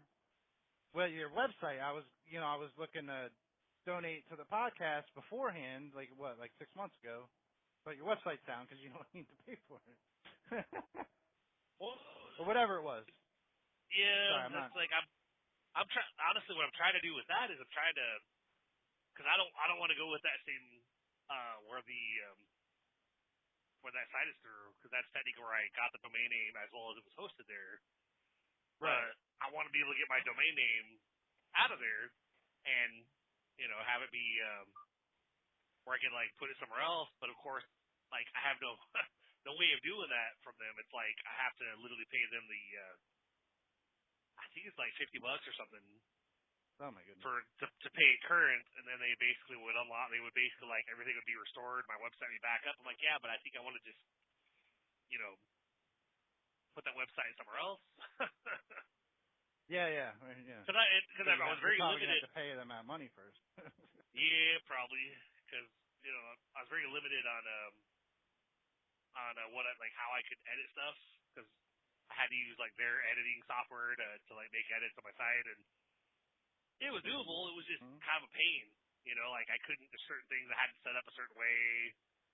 You had to add an extra page, like a drop down menu that had the extra pages instead of just having where you could create, like where you have your main website and you can have another page but not have a necessarily like a drop down menu that shows the extra pages. You can just have that extra page. Yeah. And basically give people the link, like watchtheshow.com/such and such, but not have it actually like as an extension on your actual site. People could, go to that link and see it, but it was like it just wasn't easy to like figure out, I guess, so I kind of want to, figure out a better way to do it. Or at least, if anything, I want to figure out something to do for like another support. Cause I don't know. I want to have a website for the blog show, but at the same time, I think if I can at least have a site for support, like have something that they can go to a link that I'm not gonna have to worry about. Like, hey, like, get shut down like a Patreon or something. Kind of, like that. or a website that I'll get set because it's like my Bit Harvest. I have, because of the website link for that, technically that the guy I came in with, that had been involved in it for a while, it's a very long website link. And so, basically what I did is I bought the domain not name. Not easy to type in kind of thing. Yeah, not easy to just to give that. It'd be like, so, like try to tell it out like vocally or whatever. It'd be like, so go to this.com/this/17525/ and it's like, yeah, no, that's the pound hashtag hyphen exclamation point. Yeah. Yep. So that's why I did the domain 37824963. Yep. 24. I figured it took me a while to try to come up with like something easy, so it was like passiveBitcoin247.com. I was like, all right, cool, hey, that works. And then I went on GoDaddy where I have that domain, and I created a redirect, so that way it redirects to the page that my technical sponsor, that he actually had, provided for my, right. So that way people go to passiveBitcoin247.com and it directs them to the site that has all the videos and information about the stuff. And it's funny, there's still people that say, "Oh, Bit Harvest is a scam." Like, no, it's not. I was like, I get paid every day. It's like, but you go ahead and think that. That's it's like, that's fine. You can go work, Yeah, more for me. Yeah, but it's passive. I'm like, I don't care if you, like, you can do whatever you want. Like, I'm just sharing it because, hey, I know there's people like me out there that are looking for stuff that they don't have to build a team or whatever. But too many people got burned, so it's like, but yeah, something out like that, that. And I wonder if I could have it redirected to like a donation link with like Venmo or PayPal or something. Just have something set up somewhere. I even thought about setting up just a Cash App, like a separate, like a new Cash App account. Right. Because my current one I still use, but I basically, because I don't want money to go to the money I owe them currently just yet. So I add money to my Cash App to then forward that money onto either another account. Like if Venmo won't let me add for my Sophie account, whenever I get paid, I'll add it to Cash App and then I'll withdraw on that card. On my Venmo card connected to Cash App, I'll add it to my Venmo that way. And I'm like, why are you not letting me deposit the funds on there for when I have money in the account I'm trying to transfer? I'm like, sorry, error. You have to contact customer service. I'm like, Venmo, you suck. Mhm. But it works the best for me when I'm trying to do tap to pay with my phone. Like sometimes Sophie doesn't work.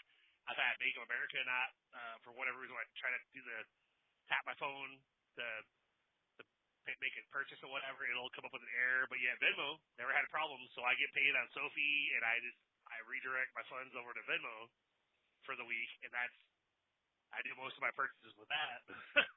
So plus everybody's on it. Like when I pay Zoe for her weekly thing or whatever. I never like to flash people, man, but when I have cars that just drive at me with their bright lights on, I'll flash my brights at them. The So I'm fucking like, hey, sun's asshole. out. Why are people driving with their high beams on? It's not out down here yet. Hell, it's still pitch black down here. Yeah, it's up in the 'Cause we got sky. Well, it's a visor height. rainy and stuff. Yeah. Okay. I think we have storms overhead, so like literally it's still dark right now. Yeah, just make sure you tell Uncle Henry and Toto. ATM. Yep, and ATM. Don't forget her.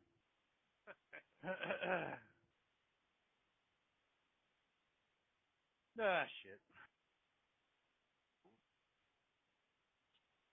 Yep. Oh, yay. 65. Let's go. At least it'll be an easy drop and hook since I've only got one pup. Just gotta bring in this trailer, drop it, grab it empty, and go. So Just one, huh? They're not going to make you do two? nope, it's coming out with one. Coming out with one. Okay. Oh, but Yeah, Saturday. go ahead. No, go for it. No, I don't know if I told you I ordered a couch from Amazon. It's one of those boneless couches. I remember you talked about that you're thinking about it. Yeah, so I went and had ordered it, but it's coming from like California, right? And I'm like, oh, maybe Chris will have it, from like that, that Kansas City run. No, it's down. It's in Texas right now.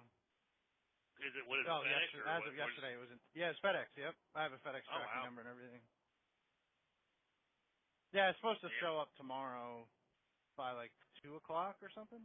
It was in Texas yesterday. So I'm like, yeah, that tracks. Is it coming like in a box? In it or whatever.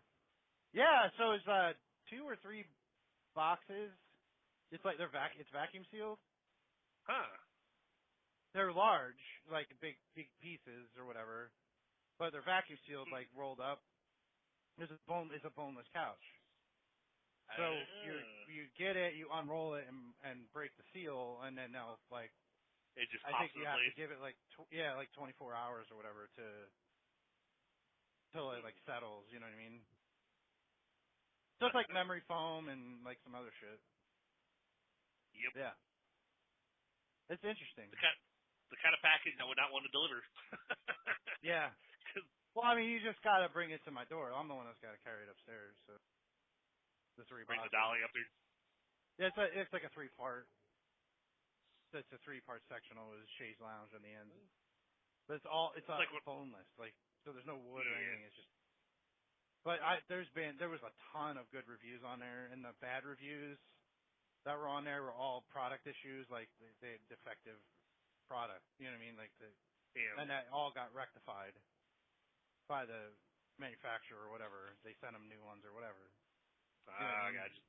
Yeah. So they got they clear up the bad reviews, but still, I was still a little skeptical, but like learning that they will rectify your situation if you get like a default or a defunct product. You know what I mean? Fix it. Yep. Because it's just with anything, you're gonna get shit that doesn't do what it's supposed to do. Yeah. For whatever reason. And there's like a 30-day return policy as well, so whatever. I mean, I don't even know how this is going to work, but I don't even want to think about that. I just want it to be right. Yep. The only thing I couldn't find an actual like place around me that sells them, so because it's all very new. Like, I didn't bother going to like errands but it's called Buddies by us, but it's like errands. Like they don't have that kind of crap. Well, like Ashley Furniture, I stopped in there randomly. You know what I mean? Like big furniture name stores. I'm like, yeah, we don't have that. I'm like, oh, okay. Thanks for your time. Yeah, because I wanted to see what it was like. And there's some videos out there and whatnot of like unboxing and I'm like, yeah, but were they paid for that? It's like random people like, oh, this is so great, like talking like that, like like a robot, like, oh, were you reading that? It was Or is that amazing. really what you're like? Yes. Anyway. These I mean, are yeah, so good. You guys really have to buy one. Yep. Like, do I really know? So we'll see. Aaron was looking at those actually before we got the big ass chair from Oh, she was looking Rent-A-Center. at the bonus stuff. Yeah, because I'm pretty sure Rent-A-Center had those listed too, but they didn't. They said it was going to be difficult getting those actually in stock because they didn't have anything locally. Yes. We could have waited, but we were trying to furnish pretty quick, and then she saw the big square, like 6 foot by 6 foot, like kind of like a love seat couch little thing, whatever. It's got talking like big and bulky, and has big ass pillows on it, and like you're almost like laying out on it when you're sitting on it. So basically, like I rarely ever sit on it because usually that's her chair. So, which I'm like, that's fine, you know. Like if usually I'm too tired all the time anyway, so if I'm too comfortable on a chair, I'm like dozing off. So I'd rather sit over on the regular couch anyway, you know, where I'm upright. Yeah. But you know, got home. By the time we got home, we left with our cars at like 7:30 at night on Saturday, and I was like looking at the time, going, "Fuck." So I messaged my boss and basically was like, "Hey, so this just happened." I was like, and I've only got like 4 hours till I have to get up to go to work. I was like, "Is it possible to stay home tonight? And if you absolutely need me tomorrow or Sunday night, you know, like I can be available. Otherwise, I was planning on coming back Tuesday." And he's like, "Yeah, no, that's no problem. There's no worries. I'll let Lionel know because obviously I'd rather you not come in if you're not going to get enough sleep." I was like, "That's kind of why I'm calling you." Yeah. And he's like, "But yeah, tomorrow if you want to work, just call them and let them know. Otherwise, yeah, they definitely need you Tuesday." I'm like, "All right, cool." I was like, "Yeah, I appreciate it, sir. Thanks so much." Aaron's like, "I really like your boss." I was like, "Yeah, he's pretty cool." I was like, "Her boss sounds pretty cool too. Always sending her home with food." And Okay. you know, my boss pretty easy to work with or whatever. And I'm like, I think we you know, we got lucky with our bosses. Yeah. Like, yeah, I think so too. Like, I like mine, and you're like Rex seems really cool. And I'm like, yeah, you know, because Rex even told me if I wanted to give Aaron his number in case something were to happen to me and I couldn't call him, that she could call him and give him fill him in on what happened or whatever. And I was like, oh, that's not a bad idea. You know, not that I intend anything happening, but you know, I always thought that had that thought in the back of my mind when I was back in Nashville, like what if something happens and I'm in the hospital? I'm just like my former manager's just not going to hear from me. You know, I'd be like, you get out of the hospital and you're basically been fired, and you didn't even know it because they just figured you quit your job. It's like so. Yeah. No call, no show. Yep. Oh, he was technically dead for 5 hours in the hospital. What? Exactly. Well, she's looking at like the benefits for her job, and I guess because like I've got the company provided life insurance, like I don't have to pay for it. I got like 100,000, and then I think Aaron's covered with my work like 25,000, and the kids each have 2,000, and that was basically when I was signing up for everything. There was no charge for that. It was basically like, this is free. You can request more, but you're going to probably have to go through like a medical exam, whatever. I was like, I'll just take the 100. Yeah. That's fine. Yep. But Erin, she has 50,000 covers with her work for free as well, and she's not having to pay. I'm like, cool. I was like, yeah, I love that. I was like, so it's something, Yeah.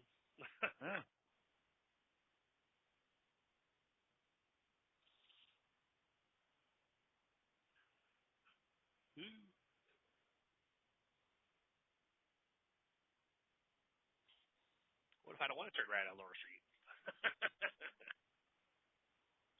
Then don't.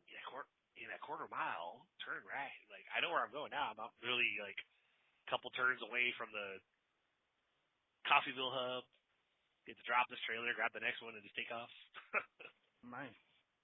Feels weird though. It's like it's like 10 till 5 or 10 till 6, and it's like still pitch black out here. I'm like, damn, it is dark. I can't believe it's dark. Usually by this point it's at least sun peeking over the horizon or something. Well, we get flash floods quite a bit over here. Like I had one night, I think it was, it was last Yeah, I think it was Friday night. I think because I got off. Um, yeah, I think it was Friday night because it was the morning when we were going to the dealership. I was like that was like I just gotten back to the hub and basically was gonna have to work that night again, and I finally was dry. So it's like actually I think it was probably Thursday night and Friday when I got wet, and Friday night and the Saturday before we went to the dealership. I had one night where I was actually like, "Hey, this is nice." I'm not actually because I was like I had my rain jacket on, but I was like it felt like I had buckets of water being poured over me the whole night whenever I was out of the truck because that's how much it was raining. It was like you get that wet, the rain jacket it'll help if you have a normal storm.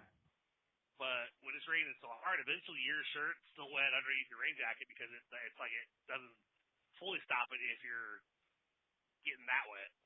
So like everything was wet, the shorts were wet, the rain jacket, shirt, and like I was soaked. Like no, I was like I think I ran into like a security guard at Love's, and I said, tonight's the kind of night that I would have actually call out. He goes, oh, hell yeah. I was like, because it's raining too much, like 5 minutes out there, and you're soaking wet already. He goes, oh, believe me, I know. And I was like, makes me want to quit my job right now because I don't want to do this right now. Uh-huh. Yeah, you should try unloading a trailer in that shit. Like pulling hoses and hooking up the silos and standing out there and pressurizing in that shit. That sounds fun. Oh yeah. It's like you stand there and you're like, do I wait until it stops or do I just say fuck it, get it running, then hopefully it'll stop at some point. Because there are times where that did happen. Yeah. Most places a receiver will come out with a giant umbrella or whatever, which is nice. You know what I mean? Some drivers carry one of those. I don't carry one. I have a rain jacket, like a nice one. It does pretty well, for the most part.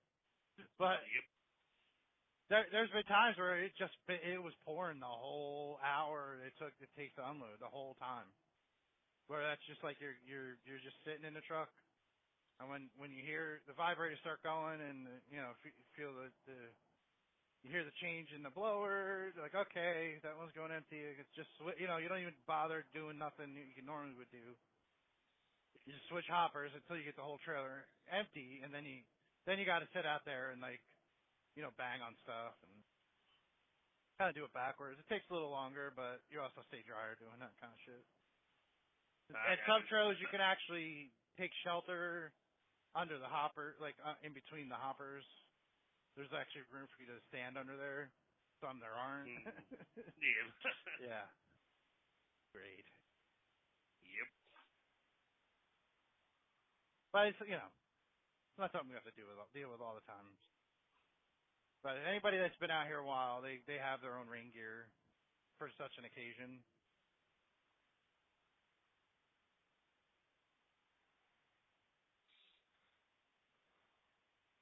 Part of the job. I've done this shit in the pouring rain, in the snow, freezing rain, the whole nine. I've done it all in that all kind of weather. Yep.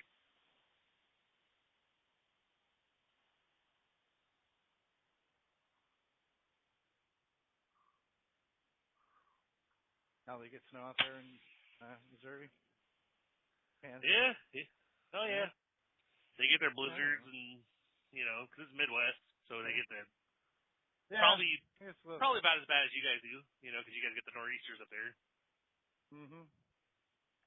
They just get the heavy. We don't get the nor'easters, but we just get the massive snow dumps, and at least people around here could drive on the snow dumps because, of course, Midwest. But Tennessee, they couldn't.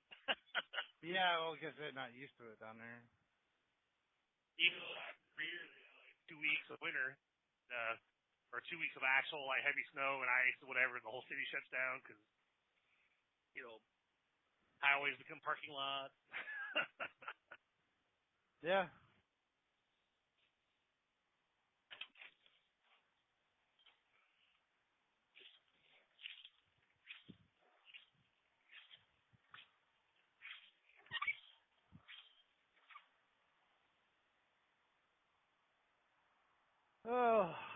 my goodness.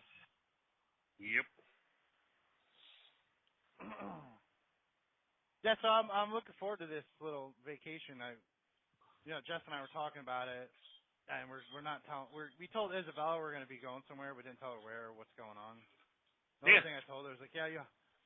So yesterday, like, yeah, we'll have to bring a couple of bathing suits. She's like, a bathing suit? What's a bathing suit? I'm like, are you serious?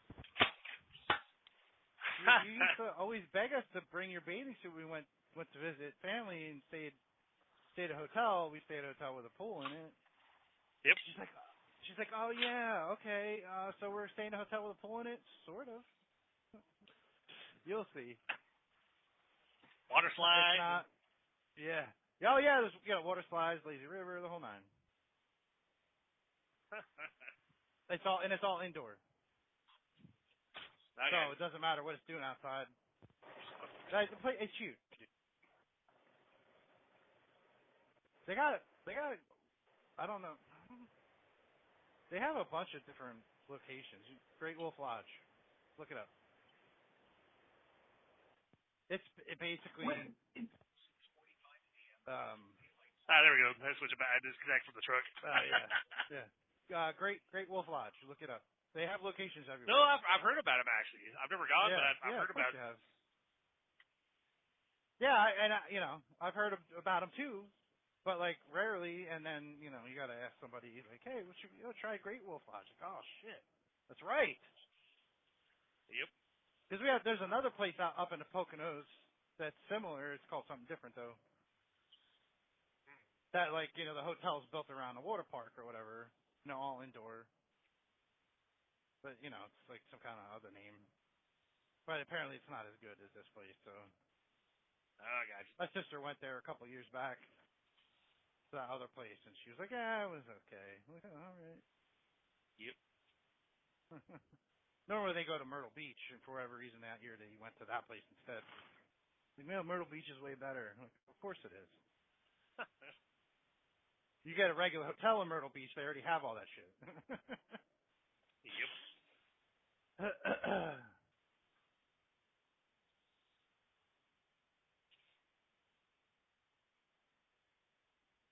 Oh well, it'll be fun. Yeah. Yep. When are you guys doing that? 14 days, 2 weeks. Sweet. Yeah, and it was like last week. So this all started. Like, so I had the money put aside because, we talked about wanting to do it, but Jeff got this new job. Well, it's not new anymore, but like, so we were talking, and she, like, she seemed kind of like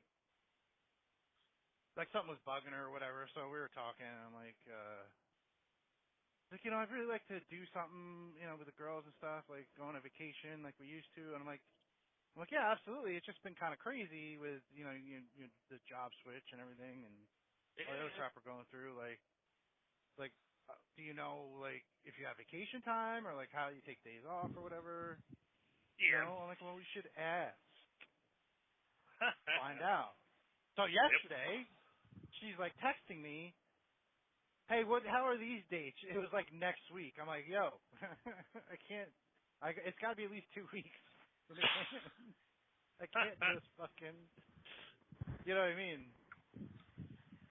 Like it's got to be at least a couple weeks in advance. So she's like, oh, okay, and then she like calls me while she's at work, and her boss is in the background, who's our sister, my sister-in-law.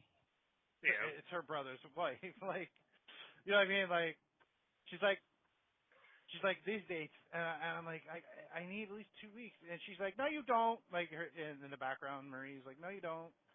Stop making excuses. Take this woman out on vacation. I'm like, all right. I'm like, yeah, but I do. I mean, I could put it in for less than that, and they could say no. So there's that. Yep. I mean, they could still say no too. I haven't been approved yet. Yeah. That's okay because they have it's a 48-hour cancellation, so I have up until 2 days before. Huh? It's not a big deal. If Yeah. we could just try to redo it another time. It's not a big deal. it was pretty easy to book. You know what I mean? Yeah. Yeah, the photo Yeah, I one of sent them you trailers just that showed you how beeps. dark it is out here. Yeah, you got one of them trailers that beeps. Yep. Disconnect them airlines first, man. Shit. Make that shit Well, shut up. this is the empty I pick it up. Oh man. Oh yeah, it is pretty fucking dark there. I was like, I mean, you can kind of see the light above that a little bit, but I guess we got some really dark clouds out here right now, so it's like everything looks black. Yeah. Already dispatched, just going through the inspection app, doing the inspection Right. before taking out. It's probably the quickest arrival and dispatch I've ever had here. It's Yeah, like, all 'cause it's right, only, drop. one. Yeah. One. But you're not gonna be like that guy in the video with the dolly hooked up to his first trailer and just backing it under there like it was nothing. I one of these days I would love to figure out how to do that because I've tried it and like because you have to since you have the dolly will swing, so you have to like keep rotating the trailer a little bit to keep that dolly going back because otherwise it'll just swing off on you. I'm like, usually what I do that. I mean, he looked like he was going pretty slow. But it'll even though it's slow, it'll still start to kind of like curve on you a little bit. Really? But it'll be slower. Maybe but there's like a trick. Yeah. So I kind of just I do the setup part where I'll pull in front of the trailer with the trailer the dolly, and then I'll set the brakes. I'll go back there and I'll walk it back to the trailer, and then I'll go ahead and back up to it. Yeah. Yeah. So that way, I don't. All I gotta do is back up to the dolly. It's not a big deal, but I've yet to master that thing. Like I think I recorded one guy doing it, and I said to Aaron, I said, I have no idea how the hell this guy pulled this off. I was like, but I want to learn how to. But can you teach me? Maybe there's like something they put on, like you hook up that dolly to the hook on the back of the trailer. Maybe there's something he puts in there to keep it still. You know what I mean? I don't know. Some kind of spacer or something. I have Maybe. no idea. I don't know. Yeah, some kind of like thing that goes inside that ring, to keep it Straight, whatever. Yeah, I have no idea, man. Let's just try to think of how that's possible. Yeah, because so far I've yet to I've yet to figure it out. But I'm amazed anytime I see it done. I'm like, holy crap! Which means that the guy's probably been driving for FedEx for a while because it took him a while to master it. Maybe he's just lazy as fuck. One or the other. Well, no, because of being able to actually pull that off. Because I can back up pretty good, but I have yet to be able to somehow manage to back up. And this guy backed up with it and backed under the back trailer and hooked up to it. Yeah. When I was watching it, I was like, damn. Quite great, man. What's funny is I'm the whole time thinking, I'm like, yeah, why couldn't you do that? Like, that makes total sense to me, but I don't do doubles, so I have no idea. Yeah, but yeah, now when you say it yeah, okay, you're just on I know how it hooks up back there. Yeah. So it moves, how is it not going to stay still? Yeah. Well, it's like, cause have you towed small trailers with your truck? Yes. Yeah, so you know how they swing really really easily, like if you barely move. Yeah. I know. So that's kind of every time every time I get that fucking sifter trailer, it's an old I think it's an old FedEx pup that we converted into a sifter trailer. I mean with your pickup, like whenever you hook like a small trailer with your pickup. Oh no. Sorry. I got you. Yeah, because like. I'm saying I know like the pups are really fucking. Yeah. But yeah, I can see with a dolly it acts like a like a lawnmower trailer or whatever. Yeah. Whatever pretty much. Yeah. And the pups are a little. They're a little bit quicker than like the 53, but the pups are still not bad compared to like the little like a dolly or the small trailers like for pickups. The dolly will swing a little bit quicker still, but it's not. Back in the 1900s, I did. We went on tour or whatever, and it was a Aerostar. No, what the hell? Chevy Astrovan. We had a enclosed trailer that we pulled, And me and the bass player were the only two that can actually back the fucking thing up. But yeah, those little short trailers go real quick, you know. Yep.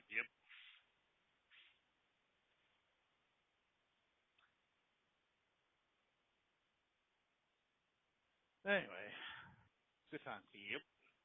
Oh, yep. Yeah, that's why, cause like, I guess with a pup, because it's, it's only got the one axle, but it's still longer than like the dolly or a small trailer. But those little trailers or the dolly, they just swing like you almost have to somehow manage to get it where you're perfectly straight with the trailer and the dolly and manage to keep it straight because it'll just keep going backwards. But if you deviate even a quarter inch, all of a sudden that dolly just starts going off to the side. Like, oh, got to pull forward again. It's like, fuck. Like I've tried it. Like I saw that guy do it, so I tried to do it. I was pulling forward, backing up a little bit, and like every little bit, I noticed I would get a little bit closer to the back trailer.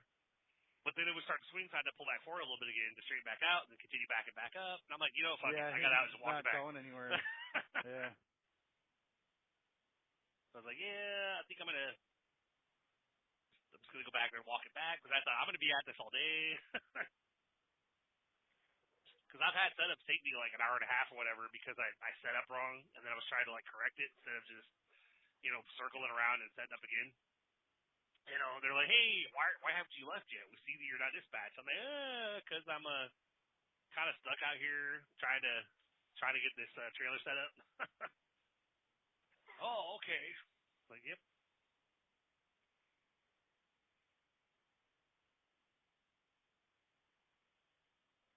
Alrighty. Well, Coffeeville's been fun, but I gotta go. Yeah.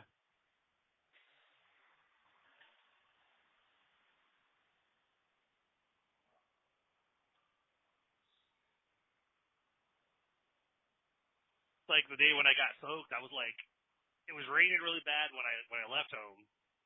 But then a lot of times I'll notice I'll get lucky. Like it'll be raining when I'm leaving home, but it won't be raining at the hub when I get there, so I'll be able to get hooked up and get out of there.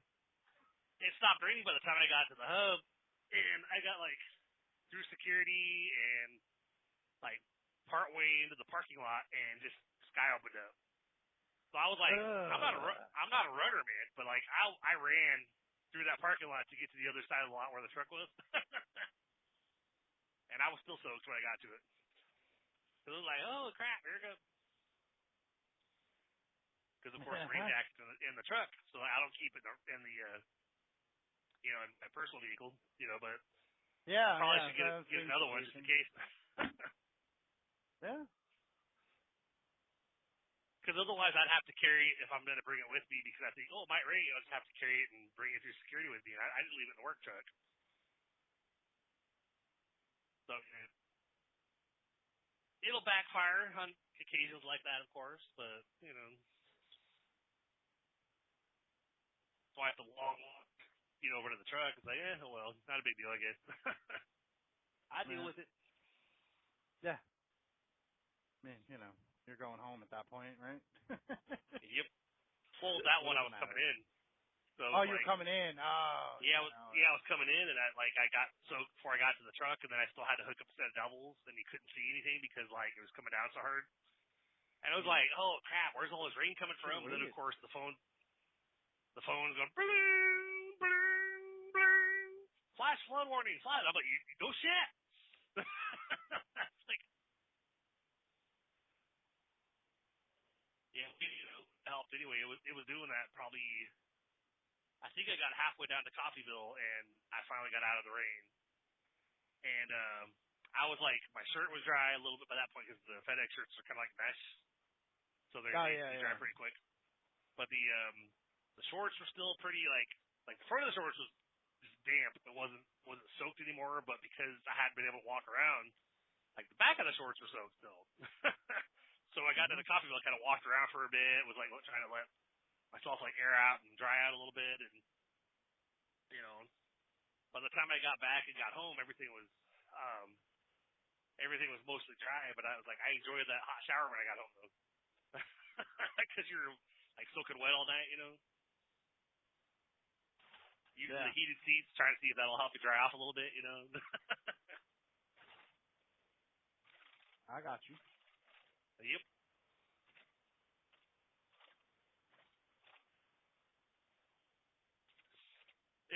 I mean, it was worse in the past when I was doing the local stuff, like going to like taking empties places, bring a load of ones back, because then like I was always in and out of the truck. So Yeah. at least line haul, it's like if I get wet when I first come in, it's I'm on the road driving from point A to point B while it's raining, and so okay, I can deal with this. But when it's coming down like that, when I'm trying to just get out of there, I'm like trying to hook up shit and like I can't see because there's no light, there's not very good lighting on the FedEx hub, and it's like when I tried to hook up that one trailer that when I relocated, and I didn't realize I put it on an uneven surface, so when I backed under it, it shifted. Like I saw the trailer, literally the front end of the trailer shift right, so suddenly I was off on my from the kingpin or whatever. So I was like, shit. Pull off again, let it drop, reset back up, back under it again. Finally, I just hooked up to him with the truck. Mhm. It didn't look uneven though. Like when I had set the trailer down back, where I put it, it looked level. But you know how you can't really tell sometimes. It's kind of. Yeah. But then you back under it, it's like slides to the right. I'm like, oh crap. So they're like, hey, why is it taking you so long to get out of here? I'm like, I fucked up. I was like, you know how they say it's all about the setup? Yes, sir. Like, well, I kind of fucked up over here, so I'm trying to get hooked up. So, all right, let me know if it's gonna be another 30 minutes, because and I was like, all right, I'll let you know. I was like, I'm almost got him hooked up now. He goes, all right, cool, because this one's a hot load now, so please try not to stop. So I'm like, yes, sir. Oh my God. I will try my best not to stop. Of course, I still stop for coffee and food, whatever. But it was like after that, I try to come down here without, like tonight I'll pull off at Love's to get fuel on my way back now, but sometimes I'll stop there on my way down if I have to. But didn't need to tonight. I literally was able to just come all the way down here, and when I got detoured, I kind of worried for a minute, like, crap, I hope this isn't a long detour, and I don't have to necessarily like hit a bathroom anywhere because nowhere to go over here, no place to pull into to stop.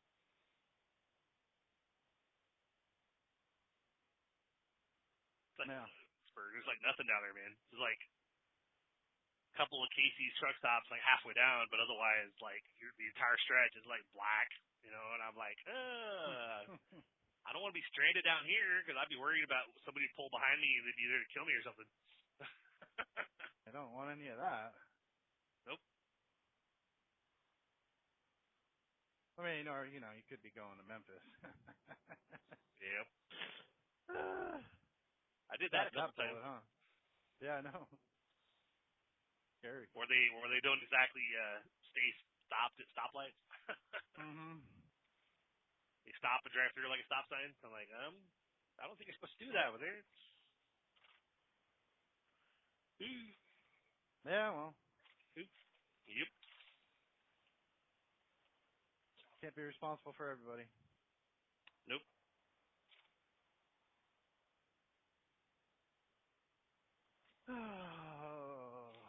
Yep. So go to Reading. Yeah. We got couple new customers too. We got one that started this week in Baltimore. But we're losing a big one. Place I was at yesterday up in Hazleton, we're losing that one. They're going to a different mill. It's just the way this business is. You know what I mean? Manufacturing places, they don't want their raw materials, from a certain, not even a certain way, just like they go through bidding, just like anything else. These mills compete with each other, and they're going to go with the lowest bid. Yep. It's just how it is.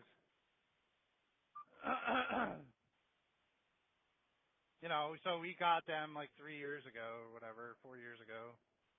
The contract was up and it went out to bid again and somebody outbid us. Like, what are you going to do? Like I think they wanted more because that customer's a pain in the butt. Like every time a driver goes there, they're there 2 hours plus. So hold on.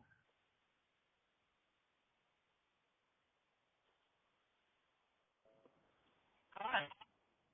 Hey, what are you doing? Are you on your way to work? I'm on my way to take the girls down to Mom's. Oh, why do you sound so? I lost my voice. No. I got Chris on. Hi, Chris. You sound weird. I'm like, who is this? I don't recognize. I'm kidding. Yeah. Yeah, right?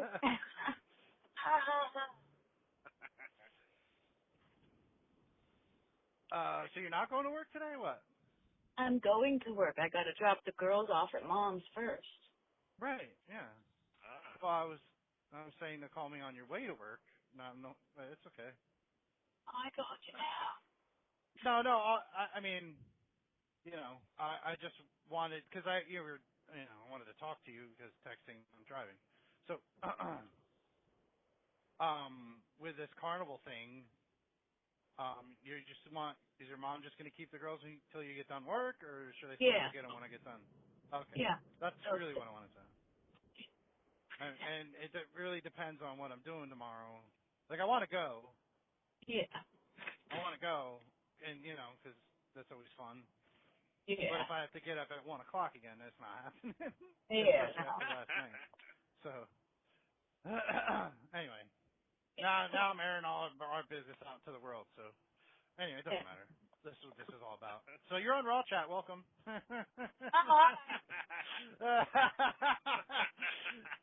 with your losing your voice. Sorry, I didn't know. Should have warned me. Too late now. It's all out there. Yeah. Ha ha ha. It's all ha ha ha. So yeah, that was all I need to know. Well, we'll chat later. Okay. All right. It sounds good. Okay. Love you. Love you. You have to get me next time on that when I actually have a voice. Yeah, absolutely. Yeah. Well, you got to be up early and call in. So. Oh, good. All right, love you. All right, love you. Bye, everybody. Bye.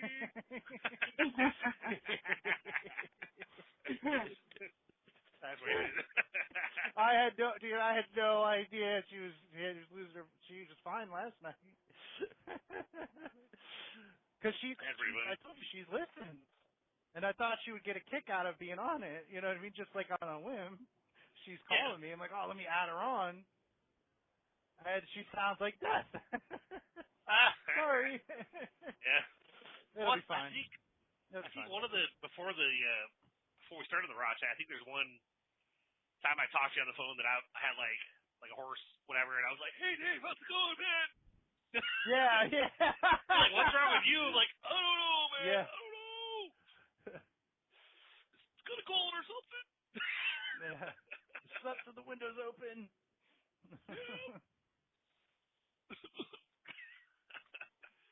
Yeah. Well, that's fine. Especially when you feel fine otherwise, but for whatever reason you just sound like shit. I was like, oh man. Yeah. Yep. So everybody, that was the Word. brief appearance by Janelle. Yeah. No, Janelle's much raspier than that. That's funny. Yep. Yeah, Janelle hasn't called, and I'm almost at my delivery, so I got try again later. Yep. And I'll be done by like 10:30, so. Yep. By that point too, I think. Yeah. Because normally I'm back by that time on average, but I'm running actually a little bit early, so I might actually be back by like 4:10 or whatever. You're already on your way back because you only had one trailer. Yep. Well, the last couple times I come down here, I'm leaving here after like 7:30 or whatever because of either getting held up or Oh yeah. like wet. That I was just moving slow on that night. Period. Like I was like, because he was like, oh hey, are you like they you can tell when the weather's really bad, like they're not calling us saying, "Why haven't you left yet?" Because they know why we haven't left yet. Yeah. So didn't hear shit that night, but when I messed up with the trailer, hey, what's taking you so long? But I was taking forever on the night of the storm, and it's like, I was like, well, they're not calling me tonight. I'm already 45 minutes late as it is before leaving. Hell, I did the inspection stuff to take the photos at Love's, like down the street, because I thought, well, I could pull under the Get under the overhang. Because my phone, when you get Smart. like, I upgraded. We switched from Mint to AT&T. Yeah.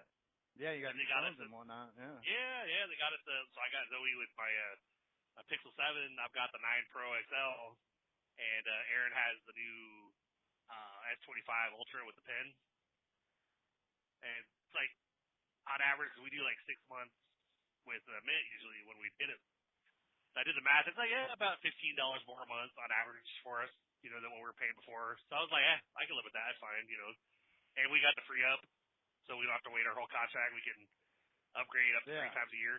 So I'm like, you know what? I'm not really a big fan of being with the big box carriers, but I like the ability to upgrade phones without having to like pay out of pocket. And, that part right there kind of sold me. Because I was like, really? Like, we could upgrade anytime. It was like $3 more a month on our bill to have that free upgrade, whenever we wanted. And I was like, let's do it.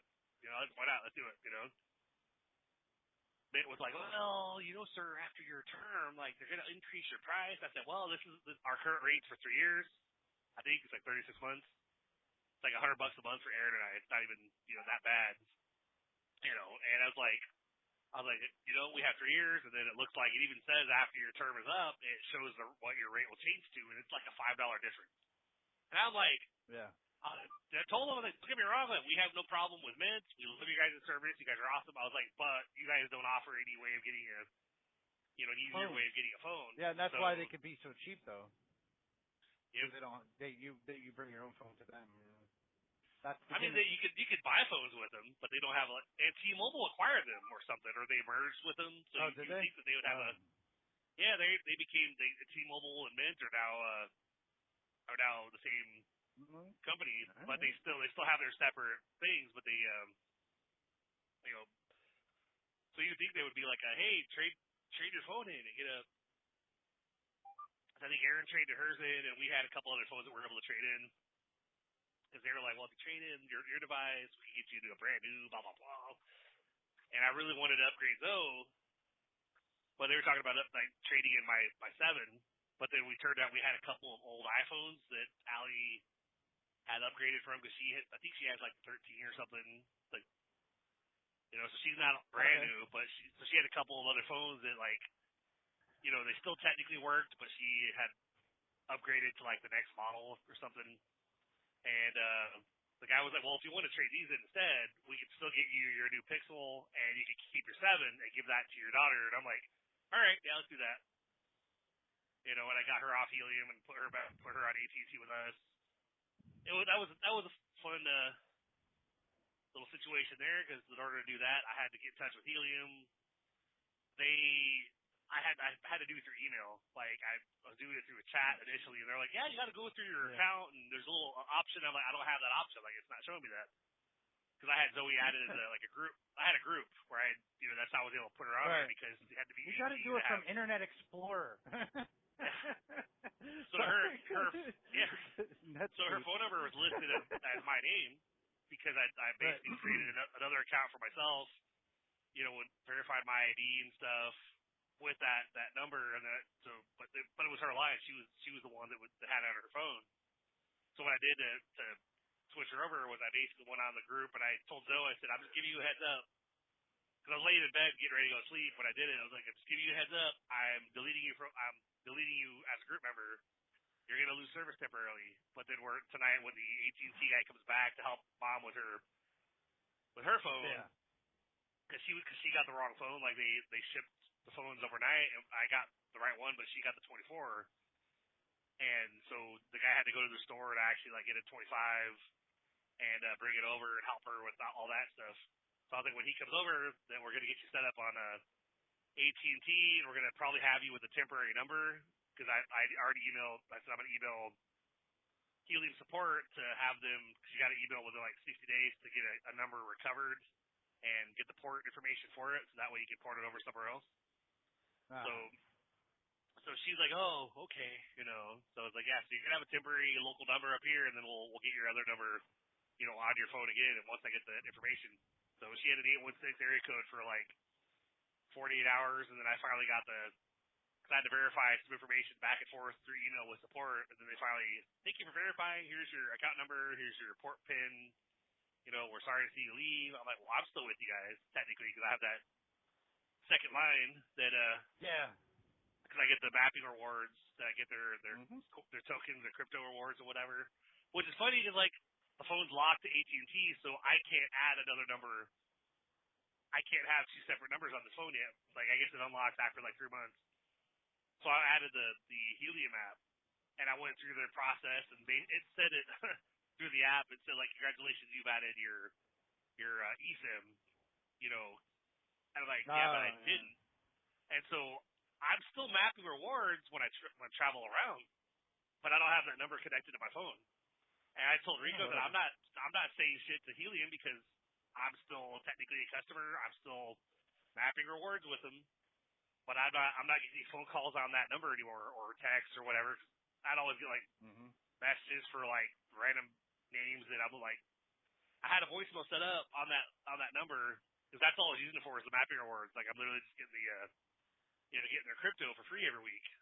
Get a little bit every day, and it's like I did a voicemail basically saying like, hey, this is Chris Blodgett. If you're calling for so and so, they do not have this number anymore. Please quit calling. And then of course they keep calling, But now it's like nobody listens to that. Yep. So I don't have that number connected to this phone, but I have the app connected to this phone, so I'm mapping rewards, but I'm not, dealing with anything with the phone number. And I'm like, I'll keep paying the monthly bill as long as I'm able to keep that benefit that I've been using. Because if I lost it, I would just withdraw that to one of my other, like Coinbase or something, and get rid of Helium altogether. It'd be like, well, that's all I use you guys for. I don't need you guys for the service. I'm only using you guys because I came in early when the early people that signed up with Helium were able to get that feature. And then now they still give a little bit of rewards, but it's not the same thing. It's like, you get like tokens towards like that you could use to pay certain things like Netflix or whatever. But I asked Zoe, how many tokens do you have? She goes, I have like 100. And I was like, what's the cheapest thing you can buy? She goes, 500. I was like, I've had you on Helium for 6 months. I was like, probably it just doesn't seem worth it to just keep you on there because you're not even. You don't go nowhere. Yeah, so I was like, and shit like their gift cards on there that were like $25, but like they were like 500 coins or whatever that, or like ghost or cloud coins or whatever they have on the reward thing for her because it's not the same thing as mine. But I was like, yeah, we'll go ahead and put you on AT&T because that way you'll have, because every line has like 75 gigs that we could use for data before we get throttled. And I'm like, we're never going to use that much. So, and then unlimited talk and text or whatever. Mint was like 40. Once we passed 40 gigs, we got slowed down a little bit, but I only went over that when I was doing the constant videos for the digital marketing stuff, Yeah. So I think once I stopped doing that, schemes, you mean? Hell yeah, all my scams I do, Ponzi schemes, pyramid schemes. Hey, that's the thing. Trying to explain it to her, like like not everybody's gonna feel the same way about jobs. Like her, she's at that generation with up there with my dad and stuff. Well, I'll just go work a regular job from the ground floor, and eventually become management, and eventually retire and get a pension. In your mid-40s. Yeah, good luck. It's like even if somebody works their entire life at a certain place, retires, unless it's like a Fortune 500 or whatever, and they're making a shit ton of money, they're not going to get much for retirement. Their little pension, whatever. So I'd rather do stuff on the side with the goal of trying to either supplement that or eventually replace what I'm currently doing to free up time, because time freedom is kind of where it's at right now. Got to have that time to actually do stuff with the fam versus like, hey, you can work and yeah, you can live comfortably, but you know, gotta do stuff like the vacations, like what you're getting, like the what you guys are gonna do, and we sometimes do down here. Yeah. Gotta have time to enjoy life. Instead of like, you know, I like my shift. I can work the night shift. I like the traffic and stuff. That's pretty nice, but it's the, you know, during my work week, it's like I'll you know, hang out with the fam a little bit before I go to bed, and then it's like, all right, I gotta go to sleep, guys. I'm brain fried. I gotta work tonight. Yeah, I mean, yeah, going back to, you know, we lost that one account. They got like 6 loads a day, sometimes 7, and like they had at least three drivers dedicated to that. Now they're like, they don't know what the hell they're gonna do. And I like the one guy, I'm like, hey man, you just gotta remember, like, you've only been doing it a couple of years. It's not like you've been doing it for fucking 20 years or whatever, and it's going away. Like, you know, you gotta start getting in the mix with everybody else now. Like, Yep. yeah, but you know, because he would come in at like 11 o'clock at night. You know what I mean? Yep. And, you know, I'm like, there's still roads that deliver that you can go in that early. Like, I don't know what you're worried about, man. You know, like you're still gonna have a job. Like, it's just one customer we didn't have before, and you were working here, and now they're on again. Like, it'll be fine. Oh yeah, it happens. Yeah. And the one guy, because he would do it Saturday and Sunday. He would go there. They're telling him he can't work weekends anymore. Well, he can't work both days anymore. He's got to go back to a Monday through Friday schedule, which, you know, he was kind of like not happy about at the same time. Like, he asked like a year ago to go back to Monday through Friday, and they were like working on it, you know, and it's never changed them. And now that they forcing him to, he doesn't want to. You know what I mean? It's just like, oh my god. But he's, you know, because that one customer is kind of crazy. I'm like, we still have places to deliver to on the weekends. He's like, what, like Mid-Atlantic? I'm like, no, like Martin's, Chambersburg. They get like 3-4 loads a day on a Saturday, one or two on Sunday. Like, you know, they got to pump out those potato rolls, man.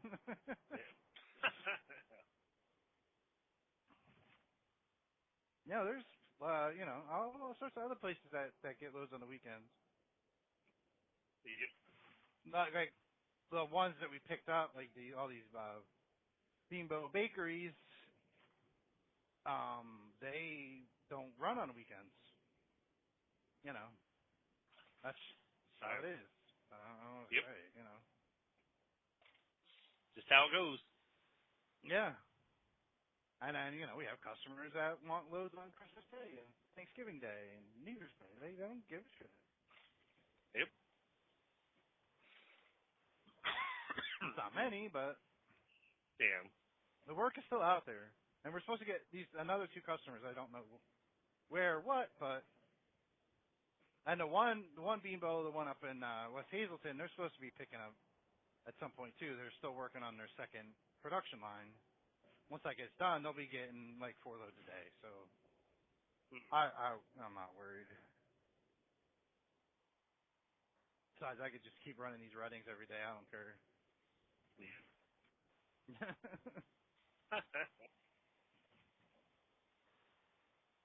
Hell, man. You know, this like I'm just appreciative here. You know, where the fact that I kind of told the boss, you know, when we're talking about what days to work, what days is going to, you know, right, possibly work.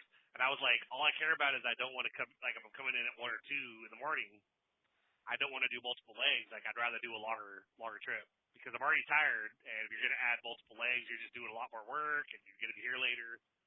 I was like, I'd rather do something that's like 150, 200-mile legs and then, you know, each direction. And, yeah, you know, back. Sure, cool to them. Because, like, I did a lot of that shit national, and I fucking hated it, you know. You know, you're already coming at 1 a.m., 1:30, Actually, he was having me come in at 10, and then I wasn't getting loaded till like 1:30 in the morning. And I was like, Yeah. why am I coming in? And then I was getting back at like noon, and by that point I was like literally at almost the tail end of my. I was like right at my 14. I was pulling in with like 5 minutes, and I'm hitting a yard move right as I pull in because I was like, oh shit, 5 minutes, yard move.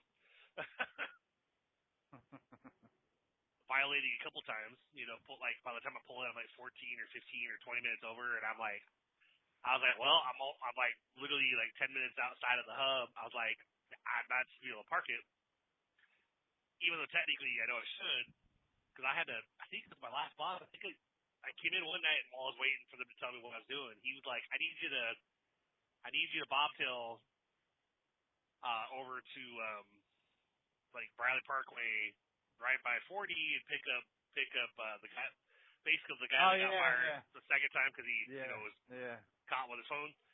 He ran out of hours and pulled off, and so for whatever reason, he was having me go over and pick him up, and then take him back to the hub, and then ride back to his truck with his car, and I would then take his truck back to the hub.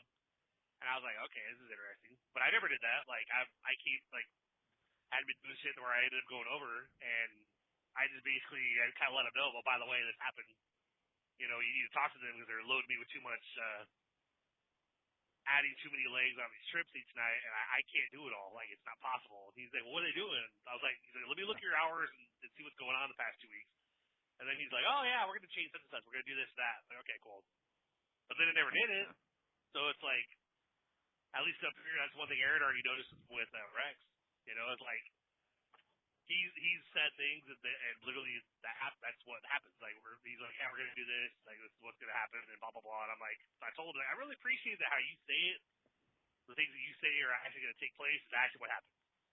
Versus like being told, oh yeah, we're gonna fix that on the truck. We're gonna take trouble for you, and we're gonna help you out here, and then crickets. Yeah, nothing. Like the last 5 weeks in Nashville, and whatever, and I'm like, you don't feel like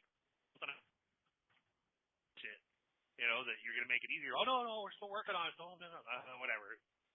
I'm like, I'm glad I'm leaving. I mean, aside from getting loaded by 2 a.m. because I'm working later here than before, that's the only part that I but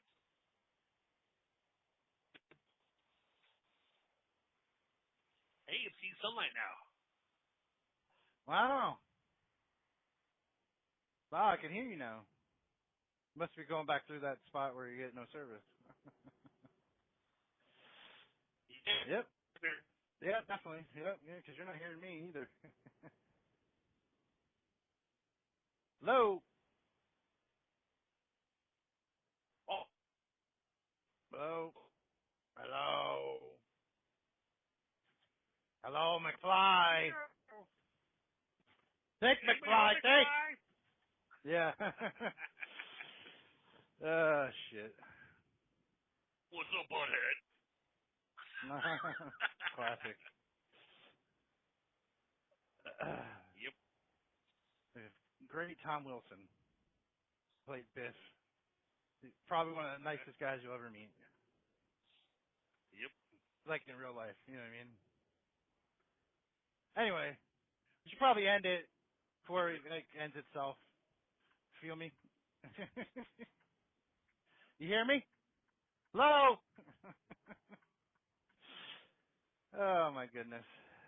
Definitely should end this.